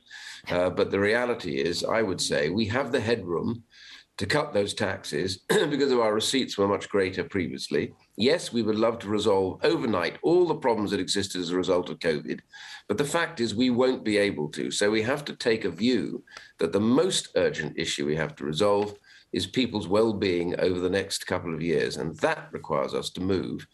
I'm sorry if it sounded a bit like a lecture, but that's my personal view. Ian, it's Vicki Young here in the studio. Just to move on to a completely different issue and what's going on in Northern Ireland. And I wonder what you think the government in Westminster should do about the Northern Ireland Protocol, because it's clearly causing ructions within the unionist community. Jeffrey Donaldson talking about it needs to be ditched effectively. There was talk of, in the Queen's speech next week, the government bringing in a bill to actually say that ministers could override the measures in the Northern Ireland Protocol. That now seems to not be happening. What do you think that the Prime Minister should do about this? Well, Vicky, it's interesting that the number one reason why the European Union insisted on this really poorly thought through process and why it was agreed was because that was the claim that it would protect the Good Friday Agreement. So if we just ask what is it there to do, it's there to protect the Good Friday Agreement. The problem is it's not doing that. It's doing exactly the opposite, as you just explained. The unionist side in Northern Ireland are now beginning to get very anxious and concerned and believe that it's damaging their right as members of the United Kingdom and wishing to have that open free trade with the UK without checks. There is a solution to this. I and others have proposed it, which is called mutual enforcement, where you don't need to have these checks at the border.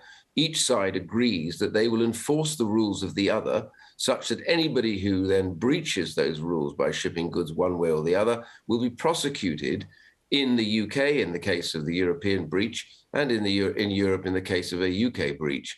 And this would allow us to do this so that we don't have checks on the border. Now, this should be proposed to the European Union. The European Union should be reasonable about it. That's the problem that the British government's got. The EU won't agree to that, will they? So we what do you do that. in the meantime? We don't know that. Like all these things, people start disagreeing with something. If they really care about the Good Friday Agreement, my personal view is we need now to resolve it. There is a part of the Northern Ireland Agreement Protocol which nobody remembers. It's Article 13.8, which says if they both agree and this isn't working, they can replace the protocol. It's part of the agreement is that you can replace it if you have a better system. There is a better system. And I believe, therefore, after this election, we should move swiftly to sit down with the EU and say, right, this is what we've got to do. Let's work it out, thrash it out, and then replace this protocol so that both sides can say that they've protected the Good Friday Agreement. That is the number one issue, and we need to go to that. Ian Duncan-Smith, it's good of you to talk to us, and thanks for your time today. Pleasure. Thank you. Ian Duncan-Smith, the Conservative MP and former Conservative leader. The time is just about 4:25. Let's take a pause as these results continue to come in and join Martine for the latest news bulletin. Huw, thank you. Hello. Here is a summary of the BBC News. Police have said they're investigating the Labour leader Sir Keir Starmer over possible breaches of COVID rules after he was pictured in Durham last April drinking beer. He's insisted he stopped briefly for a meal and a drink while out campaigning for the Hartlepool by-election before returning to work. The Labour leader earlier hailed local election results, which saw the party seize control of 3 flagship councils in London. Boris Johnson has described the polls as a tough night for the Tories after the Liberal Democrats and Greens also made gains. Nick Eardley has a roundup of all the election news. Election highs for some mean lows for others. Labour picked up councils they've never held before in London. Across England, the Conservatives have lost dozens of seats so far. What is the name of the Queen? And some are questioning whether the Prime Minister is part of the problem. This has been a tough night for Conservatives in some parts of the country, and in other parts of the country we're actually moving forward. And so for midterm, it's quite interesting that it's a mixed set of results. But the lesson is we've got to get on with the stuff that matters to people. The result isn't as bad as some Tories feared, but the final picture could be worse. More losses are likely in the coming hours. And after he was fined for parties in Downing Street, some are pointing the finger of blame at the Prime Minister. Those in power in Westminster really do need to take a good, hard look in the mirror, because it's the rank and file grassroots members that they rely on that are actually losing their seats tonight. Labour are on the up, at least in some places. They've won Westminster Council for the first time ever. Wandsworth, which had been Conservative blue since the 70s, and Barnet, where Keir Starmer visited this morning.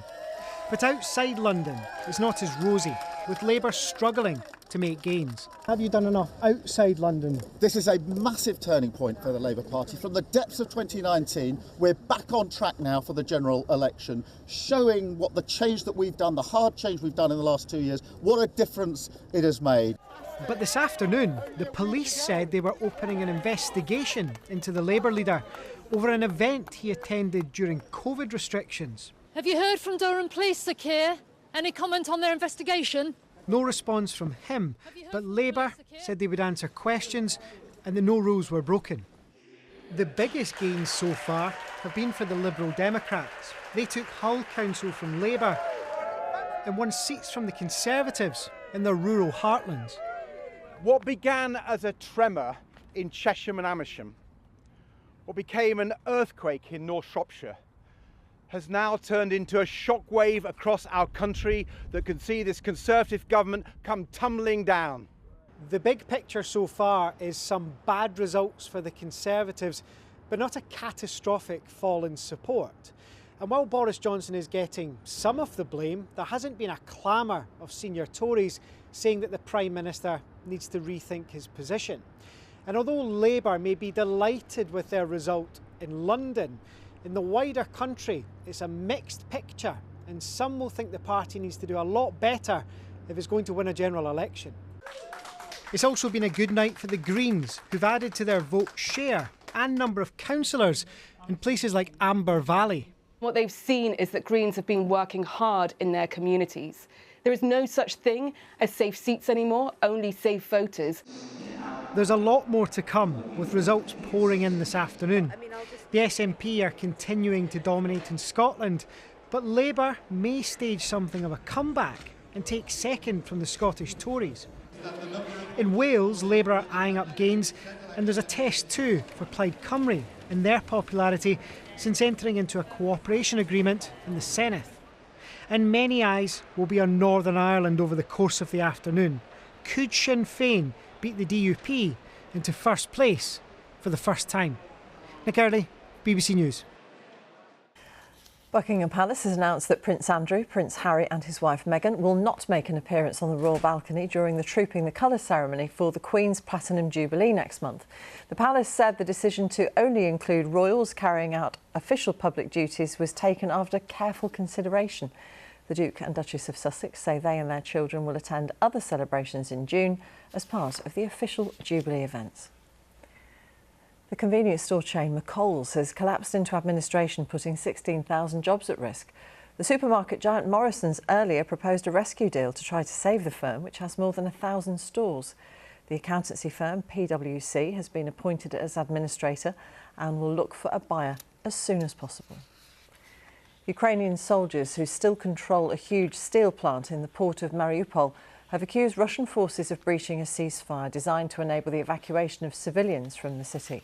They said one soldier was killed and another 6 were wounded when Russian troops fired on a car that was being driven towards the area where civilians were sheltering. If you'd like to find out the result in your area, head to the BBC News website or the BBC News app and just enter your postcode. You'll find lots of election analysis and the latest reports from our teams around the country. Now it's back to election 2022.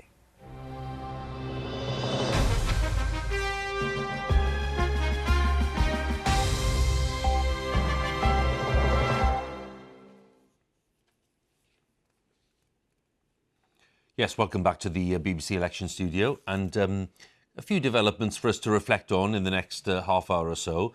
The note from Sir John Curtice, Professor Sir John Curtice, our resident expert, on Northern Ireland to start with, because this is worth underlining.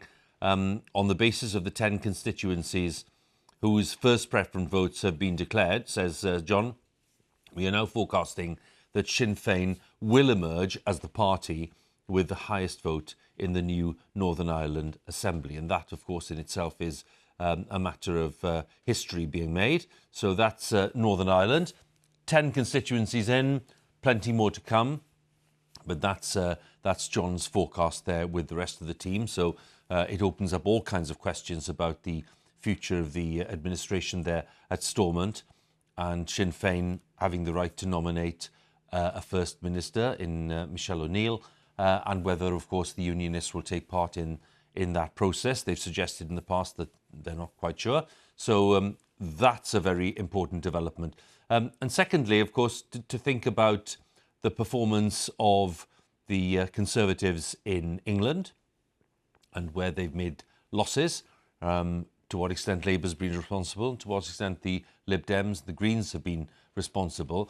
And I think it's fair to say that we are now in a position to say that looking at the Conservative performance, it does appear to be weaker at this end of the day than it appeared at the start of the day. So to have another look at these figures, and before I discuss that maybe with Vicki, because we've been talking about how we judge the Conservative performance at this stage of the day, let's join Reeta again for a look at some of these main results, and then we'll pick up again. So Reeta, over to you. Well, Huw, the scoreboard very much reinforces what you've just been saying. It's a snapshot of where we are now, the state of the parties. And as you can see, Labour has picked up 59 councillors. The Conservatives, as you say, down quite considerably from where they were at the beginning of the day. They have lost 283 councillors, and the bulk of those, I think almost all of them, in the south and slightly towards the east of England as well. Labour then, in that case, between the two parties, the winner in inverted commas. But look at the performance of the Liberal Democrats. I mean, they've gained nearly 3 times as many councillors as Labour, and the Greens, on plus 52, have gained almost as many councillors as Labour. So that will be pretty sobering for them. You mentioned some of the key results that have come in this afternoon. Here are some of them. Now, North Yorkshire, this is a new unitary authority that's been set up, and it is a Conservative win. But notionally, given the demographics and the electoral demographics of that area, notionally the Conservatives should have had a 21-seat majority in North Yorkshire. Actually, they've got a 4-seat majority. So, although they've won it, they've rather squeaked home there. They have lost control of Huntingdonshire, where John Major had his Westminster seat, West Oxfordshire, where David Cameron had his Westminster seat, and also Wokingham. So all those 3 councils have now gone into no overall control. Kirklees in West Yorkshire. Now, this is a Labour gain from no overall control. Just want to show you some of the figures behind that result. So as you can see, Labour have a majority of 3 seats on Kirklees Council. But I want to show you something strange here, because they have added 2 seats to their tally.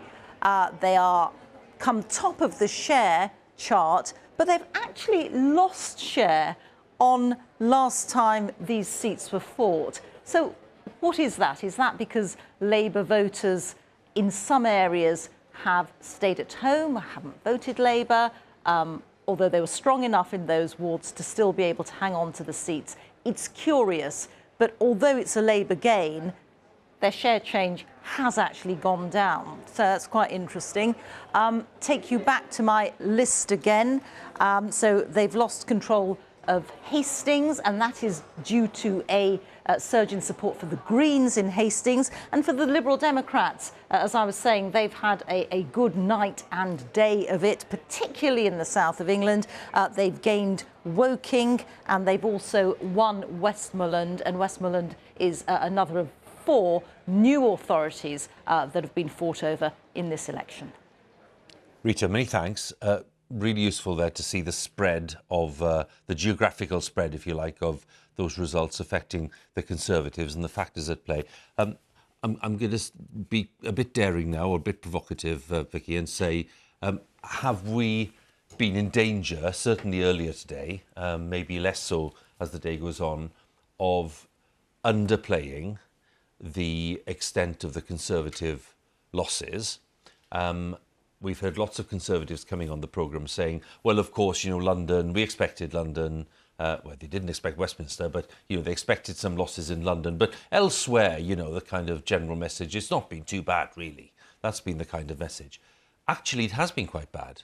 And the more we see of these results, we realise that, you know, the kind of 3% gap we were talking about earlier, which is now the 5% gap on the PNS, that's actually telling us a rather different story about the Tory performance. Yeah, and I think you're right. I mean, it's in their interest to underplay it, isn't it? And beforehand, their expectation management, they were talking about losing over 500 seats. Well, I don't think anyone really ever thought that was going to happen. If that did happen, that would be really, really bad news. But, you know, we're heading to over 300 seat losses.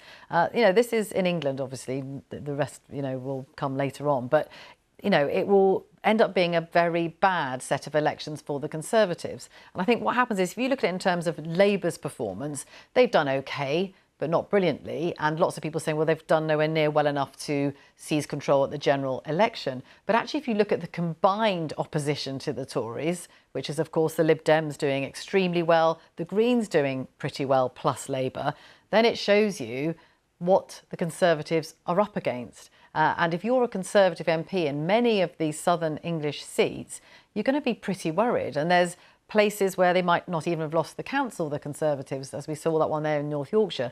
But they're losing an awful lot of councillors. So there is definitely a very obvious move against the Conservative Party. We're going to have that in Scotland and Wales as well, maybe not as marked, but certainly in England. And that is going to cause a lot of concern. Now, the question for Boris Johnson, he'll be looking at his own position. Is he safe? At the moment, it doesn't look as if Conservative MPs are willing to move against him. But I don't think this is going to help the atmosphere that there was in Parliament. After all, the talk about Partygate, they were very unhappy about that. They've got to, though, decide on an alternative leader. And at the moment, they haven't decided on that. And that, more than anything else at the moment, is what is probably keeping Boris Johnson in his job. Vicki, many thanks for now. What I'd like to do now is take a quick look at and remind ourselves of what's going on in Wales. Let's have a look at the Welsh councils and the state of the parties there. We're not halfway yet in terms of councils declared. 9 out of 22 local authorities in Wales. Labour at the moment in terms of councillors up 29. The Independents are down 21. Plaid's up 5. The Tories are down 27. And the Lib Dems are up 10, the Greens are up 4. And if we look at the councils themselves, well, Labour having added 1 council in terms of control, Plaid Cymru on 1, no change. The Independents having lost 2, and the Conservatives and the Lib Dems on no controls at the moment. Hung councils, lots of hung councils in Wales going into these elections. Well, there are 5 at the moment. They've added 1. I want to look at the result in Blaenau Gwent. This will be known to many viewers as Ebbw Vale. It's been known as Blaenau Gwent for a long time now, going back to its Welsh name. And Labour on 21 seats, the Independents on 12. There was a very big independent group there last time in charge running the council there. The other parties on none at all, a majority of 9. Now, look at what's happened to the Labour vote. They put on 12 seats, which is a very significant move there on Blaenau Gwent Council, and the independent group there down 11, Plaid down 1. So a pretty significant shift there in Blaenau Gwent, which Mark Drakeford and his team will be very happy with in Cardiff, surveying the scene. And one of Mark Drakeford's ministerial colleagues, I'm pleased to say Vaughan Gething is joining us now from Cardiff. Vaughan Gething, thanks very much for joining us and waiting to talk to us. Let's have your readout of where you are in Wales right now. Well, Pnawn Huw, I think it's a good performance so far from a Welsh Labour point of view. In local elections, there's always a more difficult fight between established parties and independents. Now, in Blaenau Gwent, I think that's a really good result for us, you've just highlighted. But when it comes to the direct Labour and Conservative fights, we appear to be doing particularly well. Now, I've knocked doors on over half the local authorities in Wales as part of this campaign. There have been some consistent messages. There are both local issues that you can't replicate anywhere else. And I think 3 national themes that have really come over to me. One is the pandemic, that maybe if I'm on the doorstep, people talk about it. But in particular, people have talked about not just the COVID response in the comparison with England. They've talked about the cost of living crisis. and they've also talked about the Prime Minister not being an honest man. And so those things are all combining in different ways, together with what I think has been a fantastic campaign on the ground by our activists across the country.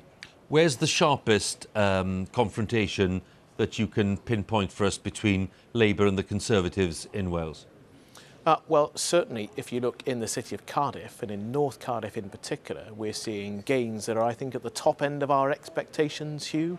We won a seat in Rada, we won seats in Wyche and Tongwynlais, and also we might win a seat in Rubina. Now, you may know the geography, other viewers may not do, but that's a pretty significant set of results in Labour-Conservative fights, and in seats that should be marginals when it comes to a general election. So I think that's good news for us. And equally up in North Wales, in Denbighshire, we're now the largest party, a really dreadful result for the Tories, going from being the largest party to being the fourth party within Denbighshire, and Labour is now the largest party. That includes a number of seats that went to the Conservatives in the 2019 general election. So the mood and the shift is definitely towards us when it comes to Labour and Conservative contests.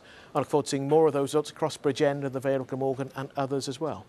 We're just having a look at the Denbighshire results there, Vaughan, as you were speaking, just underlining the fact and showing a Labour gain of 3 seats there. Independents up 4 and the Tories down 9. The Greens up 2. North East Wales, of course, being part of the red wall that we talk about, and the fact that the Tories, as you say, in 2019 made inroads there into areas that had been rock-solid Labour for a long, long time. Do you think that was a blip? Is that gone now, or is the threat still there for you from the Tories? I think there's definitely still a risk there. You won't hear me or any Labour figure locally or nationally take for granted that we're going to win all those seats back in a general election. It'll still be really competitive, but it does show that we're not in the position we were in 2019. That's real progress for us in Wales, and really important if we're going to have a UK Labour government following the next general election.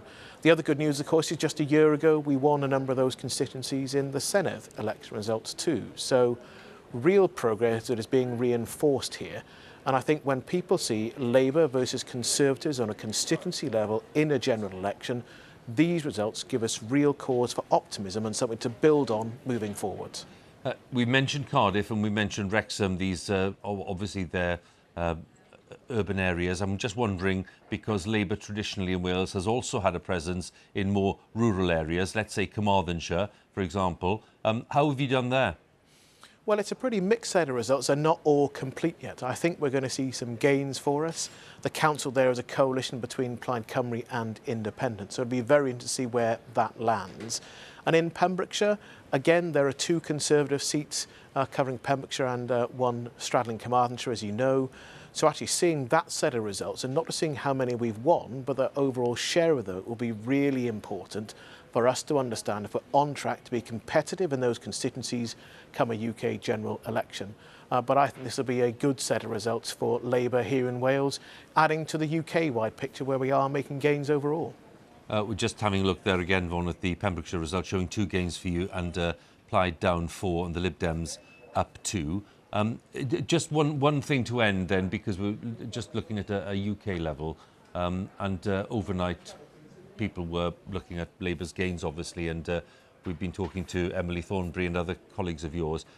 But Sir John Curtice, you know, who's our respected expert on these things, was saying that Labour's performance overnight, while being, you know, a winning performance in the sense that it's 5 points ahead on the projected national share, is nonetheless not a performance that is pointing towards a general election victory at this point, and for that reason you shouldn't get too excited. Now, do you accept that? Well, I think we can be positive without being overly excited, because we know that the road between here and a general election, there's quite a lot of ground to cover. I also think that the local elections can only tell you part of the story.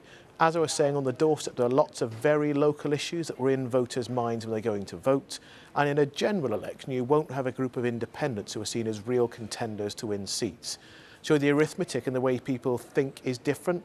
And I've had on many doorsteps that people are prepared to vote to support local candidates in this set of election, including some Conservatives, but they would not countenance voting Conservative in a general election. So I think for us, the picture shows that we're moving in the right direction. Of course, there's more to do, but I also think it's a really poor night for the Conservatives.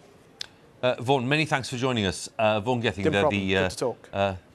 The Minister in Cardiff, one of Mark Drakeford's cabinet in Cardiff Bay. Thanks to Vaughan Gething.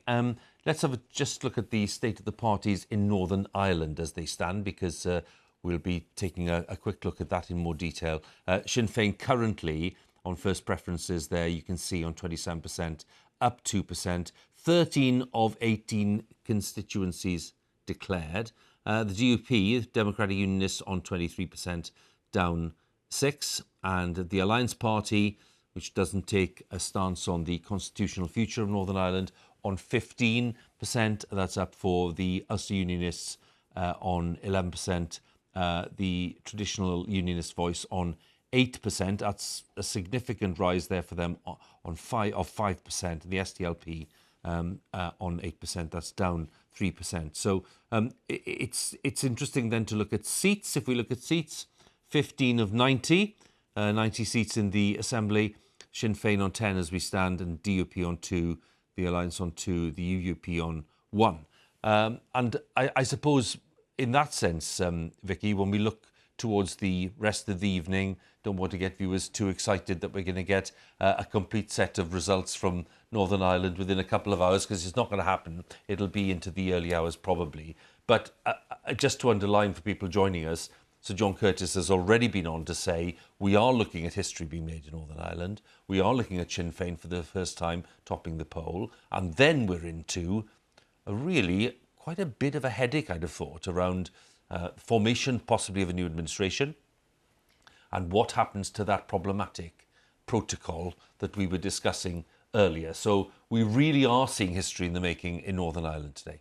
Yeah, and I think for the people of Northern Ireland, of course, the main thing would be a functioning Stormont Assembly, which, of course, they haven't had for a long time. And I think the Westminster government, above all, would like that to happen. Now, it's worth explaining how it works, of course. If Sinn Féin were to be the biggest party, they could then be the First Minister, but you have to have the Deputy Minister as well. So then you have to make sure that they are involved and that they nominate as well. And the problem has been, of course, that the Northern Ireland Protocol, now that is all to do with the Brexit agreement, of course, it means that there are checks on goods going from Great Britain into Northern Ireland. It's caused an awful lot of unhappiness. The unionist community completely against it, and they want the Westminster government to do something about it. And the big question is, what will they do about it? Now, I was told not very long ago that there would be something in the Queen's speech, a specific bill allowing ministers in Westminster to override parts of that Northern Ireland Protocol. Incredibly controversial. Certainly the EU would think that was incredibly controversial. We're now being told that that isn't the case, but there will be some wording around upholding the Good Friday Agreement. But it's how far they're going to go about that and how they're going to resolve this issue. And you just feel that until that happens, getting Stormont up and running so that actually they can function, they can spend money on the things that people there want it to be spent on, like everywhere else. There's a cost of living crisis there too. That's what they need to happen, but that might not be resolved for many, many months. Well, counting's still going on, and let's go to County Londonderry and to Magherafelt, and Tara Mills is there. Tara, what's the latest you have for us? Well, Huw, it's a very unusual election, but of course, as you only know too well, Northern Ireland is a politically very unusual place because we're going through all the motions. We have the highs and lows, we have the cheers, we have the sobs in the background, but yet we're not sure if there will be a functioning executive, as Vicki talked about there, that will be up and running come next week. So in very simple terms, Michelle O'Neill, the Northern leader of Sinn Féin, has topped the poll in her constituency. Jeffrey Donaldson has done the same in his constituency, of course, the DUP leader, but it's much more complicated than that. But the big story, I think, out of this election, there is no question, no matter what happens in the weeks and months ahead, the big story from this election will be the potential of a Sinn Féin First Minister. I spoke to Michelle O'Neill a short time ago. She said she wasn't going to predict that at this stage, but it looks highly likely. Let's think about the issue that Vicki was mentioning there, which is the issues opened up by the direction of this election, if you like, and the fact that John Curtice was telling us earlier that Sinn Féin are looking to top the poll. What do you think the likely course of events is going to be in the next few weeks? That is to say, with the actual practical logistics of trying to put an administration in place and to get agreement on that. How do you see that going? It's incredibly difficult, and actually it was the Conservative Northern Ireland Secretary Brandon Lewis who really threw the cat among the pigeons on Wednesday night by saying, as Vicki explained there, that we were expecting this legislation that would allow some sort of overriding of the protocol. That now appears to have gone away, and I mean really unusual time and quite extraordinary for a Conservative minister to come on the airwaves the night before, you know, a country decides in terms of the election. But if we set that to the side for the moment, what's supposed to happen in an ideal scenario where we didn't have all these other factors, then the parties would be back at Stormont on Monday. They'd have 8 days to put together, nominate a first and deputy first ministers. Then there's this complicated process where they divvy out the ministerial posts, but that looks highly unlikely that that is going to happen. We've already had the mood music from Jeffrey Donaldson. In fact, even getting the sense that he's a Westminster MP as well, getting the sense that perhaps he won't even give up his Westminster MP seat, so he may well not take his seat at Stormont. Tara, thanks very much. And just a last little thing on timings. How's it looking there in terms of completing declarations, do you think? It's difficult. We have this sort of timings from the last time around. That sort of has all gone up in the air. We have a couple of very tight seats. Obviously, you know, it's a proportional representation, STV election. So those fifth seats in each of our 18 constituencies will be absolutely critical. And I'll give you, for instance, in the Foyle constituency, there's a DUP and an Ulster Unionist Party candidate. At the minute, they're neck and neck. They've called for a recount at this stage. That's even only at the first stage. So we could see it going well into the night. Tara, that's great. Thanks very much for bringing us up to date there, Tara Mills. Let's go from County Londonderry over to Belfast and join Anita, who's got a guest to talk to there as well.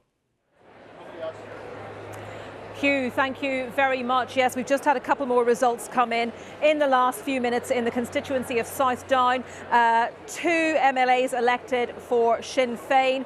Sinead Ennis with 14,381 votes, which was more than 5,000 votes above the quota required to get elected. So a huge result there for Sinn Féin. And of course, we've seen Professor Sir John Curtice saying that on the basis of the constituencies declared so far, that we're forecasting that Sinn Féin will indeed emerge as the biggest party in the Northern Ireland Assembly. With me now is Jerry Kelly from Sinn Féin. Thank you for joining us. Re-elected yourself in North Belfast. So you must be very pleased with these results coming in so far. Are you confident that Sinn Féin is indeed going to emerge as the biggest party at the end of the count? Well, I mean, this is PR election, so it takes quite a while. This could go on until the middle of the night, but so far I'm very pleased with how we've done, whether it be North Belfast, South Down, and a number of other constituencies in the first preference votes. So yes, we're glad, and I think it reflects. We went out to the electorate saying what we need here is the cost of living crisis and the health system. We need money and resources put in that, but we have to have a government to do that. We want to be able to set up the executive and move forward on that basis. On every door that we're talking about the cost of living, and I presume that's true right across both islands. So we know what the issues are.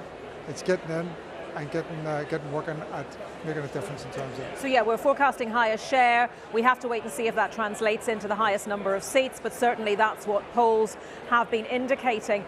And Colm Eastwood, the leader of the SDLP, was speaking to colleagues in BBC Northern Ireland a little earlier, and he was a little bit downbeat, I think it's fair to say. He felt that the party was perhaps suffering because nationalist voters were lending their votes or giving their votes in terms of first preferences to Sinn Féin because nationalists want to see a nationalist politician in the position of First Minister. So do you think that, you know, that is part of what's we're seeing here with these huge numbers for you? Well, I have to be very frank. I think it's an excuse for how his strategy and the SDLP are doing. We didn't ask for anybody. We didn't ask to borrow anybody's vote. We put out the policies there. We told them what they were. We told them where we wanted to go with it, and that we wanted to be working together. and that they had a chance to do that this could be a very important election, and people come out and voted for us. In fact, they were telling us on the doors what we'd already been saying ourselves before the election, and this was quite a long election, it was 6 weeks before that started. So no, I don't accept that it's a borrowed vote, because we didn't ask for borrowed votes. We asked for people to vote upon our view of the issue, and they voted for us in much more numbers than they voted for the SDLP. And you know, the DUP has made it clear it doesn't want to turn to the Assembly unless its concerns about the protocol are addressed. So at the end of the day, we're going through this voting process, this counting process. And when I spoke to voters on Tuesday in Antrim, they all said to me, look, what we want, first and foremost, irrespective of political background, is an Assembly that's functioning. So how on earth are all of you as politicians, whatever party you're from, going to get to that point? Well, we've had a long history of having difficulties, and we've always been able to sort them out. The DUP has been involved in that. The parties that are doing well are the parties who were talking about, let's get together, let's put the executive together, let the government work. For the first time in over 20 years, we're getting a 3-year budget. The DUP have to be involved in that. And but there have been huge periods of dysfunction, haven't there? And you know, you've had civil servants making decisions rather than elected representatives. Yes, and we have a history. If we go back, and I know you don't want to go back in history, but we had a history where unionism used to be a very dominant force. The demographics have changed, people's policies have changed, social issues have changed, and the DUP are suffering from that in this election. So they need to know. They call themselves the Democratic Unionist Party. We're saying you have to listen to democracy. You have to accept what the result of this vote is. The election is now over, and they need to be a part of what going forward is. But based on the Good Friday Agreement and the other agreements since then. Just very briefly, because we're almost out of time, Alliance leader Naomi Long told me a little while ago that the process, the system at Stormont needs to be reconfigured to incentivise cooperation. Would you welcome that? Well, the Good Friday Agreement was a very hard instrument, or a very hard agreement to come to. It was on the basis of a long period of conflict. It's on the basis of the history of the north of Ireland and Ireland, and between Ireland and Britain.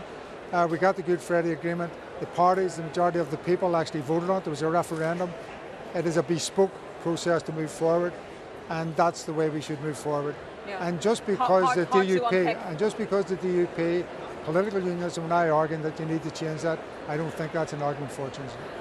Jerry Kelly of Sinn Féin, thank you very much for joining us. Yeah, the Good Friday Agreement, you know, it was set up to encourage power sharing. It hasn't always worked all the time. As I said, there have been periods when the Stormont Assembly has gone into the deep freeze, effectively, where civil servants have been making the decisions. So trying to unpick that could be difficult, but nonetheless, these parties that have up to now had to designate themselves as others rather than as unionists or nationalists, they are saying maybe it's time for a change to reflect that vote in Northern Ireland. We'll be keeping across all the results as they come in and trying to keep you right up to date with those. Back to you, Huw.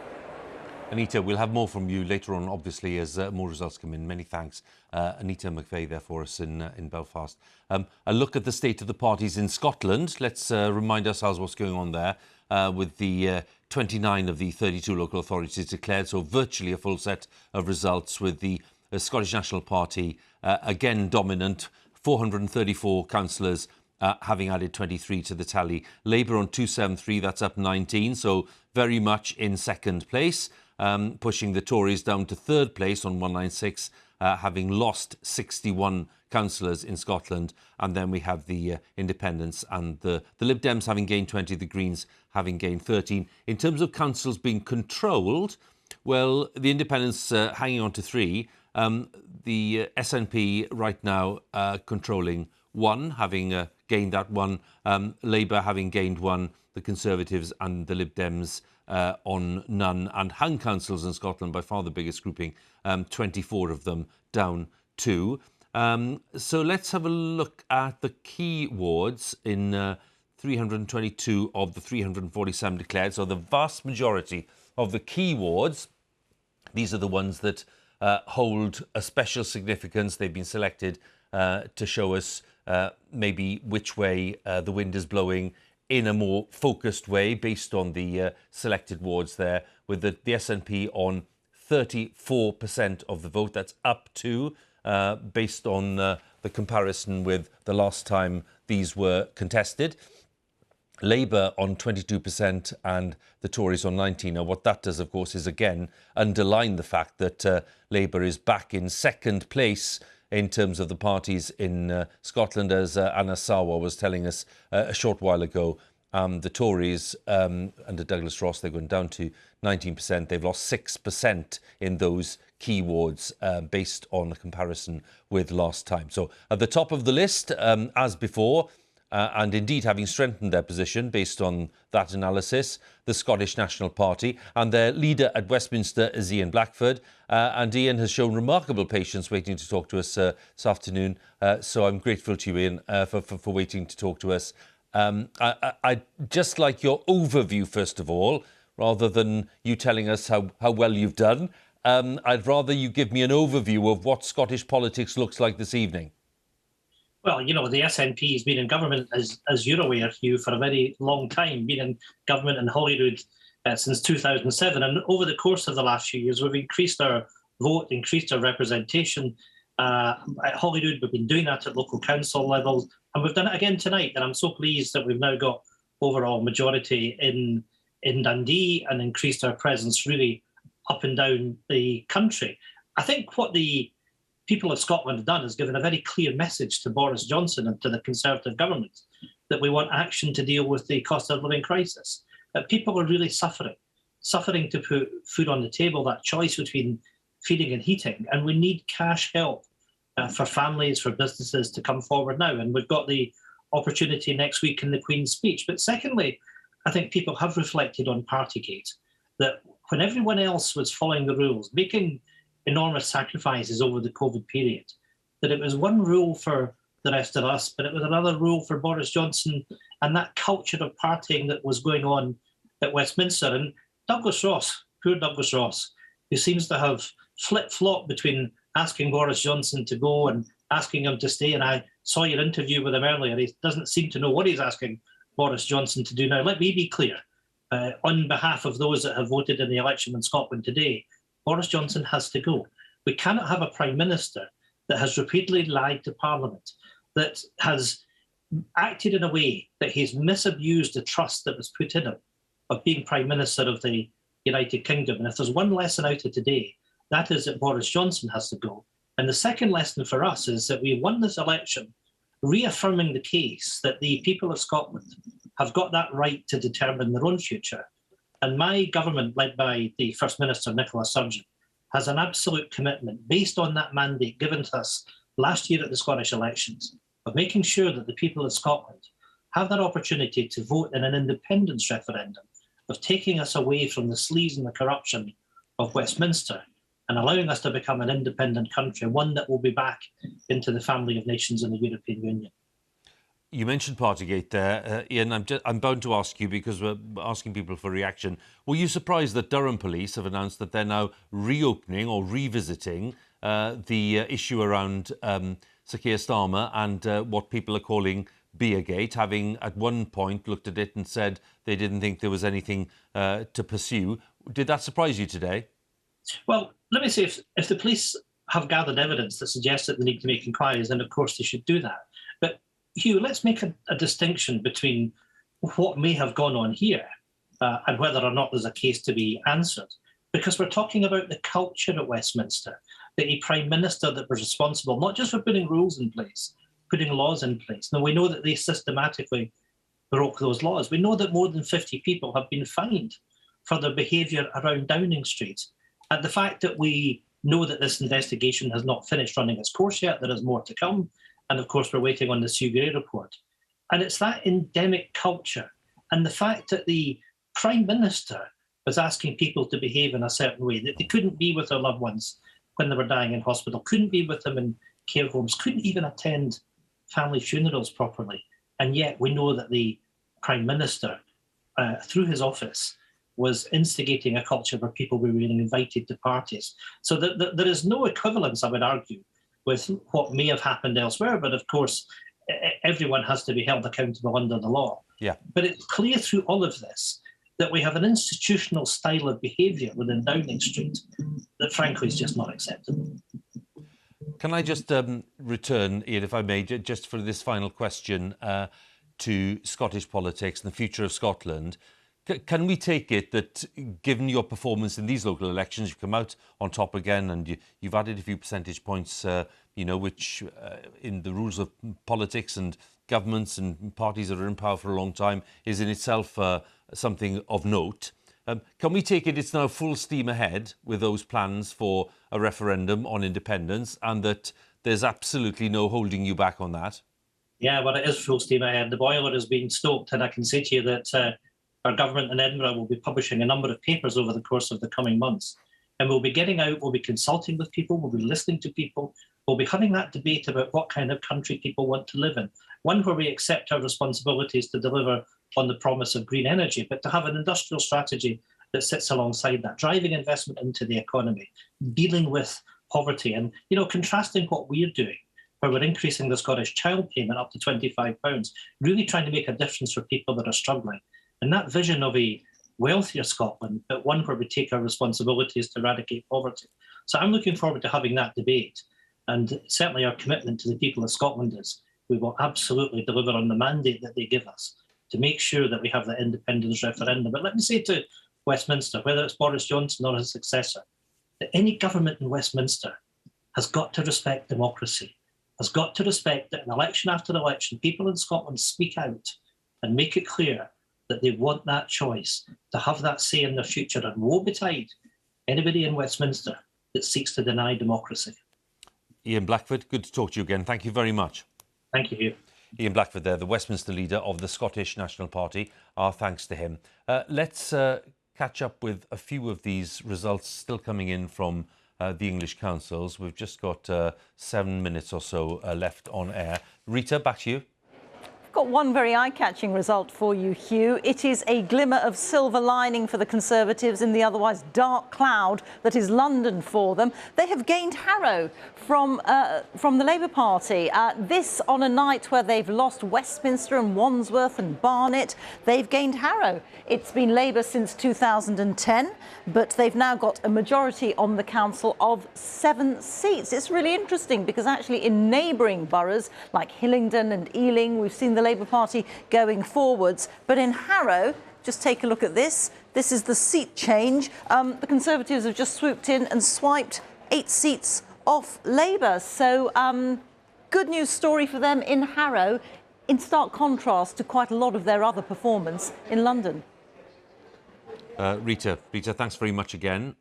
That result in from Harrow, which again is a contrast with some of the others we've seen. We mentioned earlier the projected national share, and Sir John Curtice was explaining that to us, giving Labour a 5-point lead based on the projection that John and the team had come up with. How would that translate into a House of Commons scenario? The figures are going to go up on the screen for you, and I'm going to ask John to talk to them. John, talk us through these figures. Well, what we've done here is we've taken the projected national share, but then we've also taken into account the fact that we know from the quite a few occasions over the last 2 decades when a general and a local election has been held on the same day, that people don't necessarily vote in the same way. And in particular, Liberal Democrats tend to do better in local elections than they do in a general election held on the same day. So we've taken that historical experience and, as it were, applied it to those estimates of Labour 35, Conservative 30, Liberal Democrat 19 that you saw a few hours earlier. So that gives us, as it were, a revised set of likely votes for the parties, and we've then used those to project, well, what might the House of Commons might be. Now, this is what our former colleague Peter Snow would have called a little bit of fun, but as we're getting to the end of the programme, we thought that perhaps this was the due moment to do so. But in a sense, it makes a serious point. Crucial point number one is that, yes, the Labour Party on this performance isn't likely at the moment to be in a position to win an overall majority. But that said, it is in a position to have many more seats than the Conservatives. And on the kind of performance we saw in yesterday's ballot boxes, the Conservatives would have no prospect of being able to remain in office. However, Labour's chances, of course, would depend on its ability to reach a deal with the other smaller parties. And what I invite you to note is that if you add the Labour figure of 291 and the Liberal Democrat figure of 31, you get to 322, which means once you take into account the fact that Sinn Féin don't take all their seats, and any SDLP MPs that get elected from Northern Ireland will vote with Labour, that probably Sir Keir Starmer might just have enough support from the Democrats if he can get it without having to look to the SNP. If that were to happen, the implications would be that if he wished to deny the SNP a second referendum, he might be able to do so. But, of course, the Liberal Democrats will have their own price, and it's widely thought that that would be a referendum on proportional representation. Now, I will let Labour members and voters decide which of those two options is to be preferred, but they both, of course, would potentially have important implications for the long-term future of the Labour Party, if not necessarily for Sir Keir Starmer himself. And great to have you with us today. Thanks a lot, John, again. And we may talk later on in the evening, of course. But for now, I'm going to say thank you. And thanks to Reeta as well at the touchscreen, of course, for taking us through all of the results. Reeta will be back again with us at 7 o'clock on the BBC News channel. Vicki, a final word and something you've just picked up as well? Well, I was just thinking about what he's saying there. A bit of fun, of course, but that's 112 seats lost for the Conservatives under that estimate compared to the 2019 election. And that's the kind of thing that makes Conservative MPs very unhappy. And a lot of them will be looking at the results today, thinking that actually it's been a worse night than they were expecting. They'll be very worried about the encroachment of the Liberal Democrats in many of those seats, and they will feel under pressure. And that in turn, of course, puts the Prime Minister under pressure. We'll have to see whether they actually act on it, though, because that is not guaranteed. Indeed. Thanks very much, Vicki, once again. So, back at 7 o'clock on the BBC News channel. Sophie will be here at 6 o'clock with BBC News at 6. But, of course, the analysis continues. Plenty of it on BBC News online as well. But from all of the team on BBC Election Day 2022, thanks for watching and bye for now.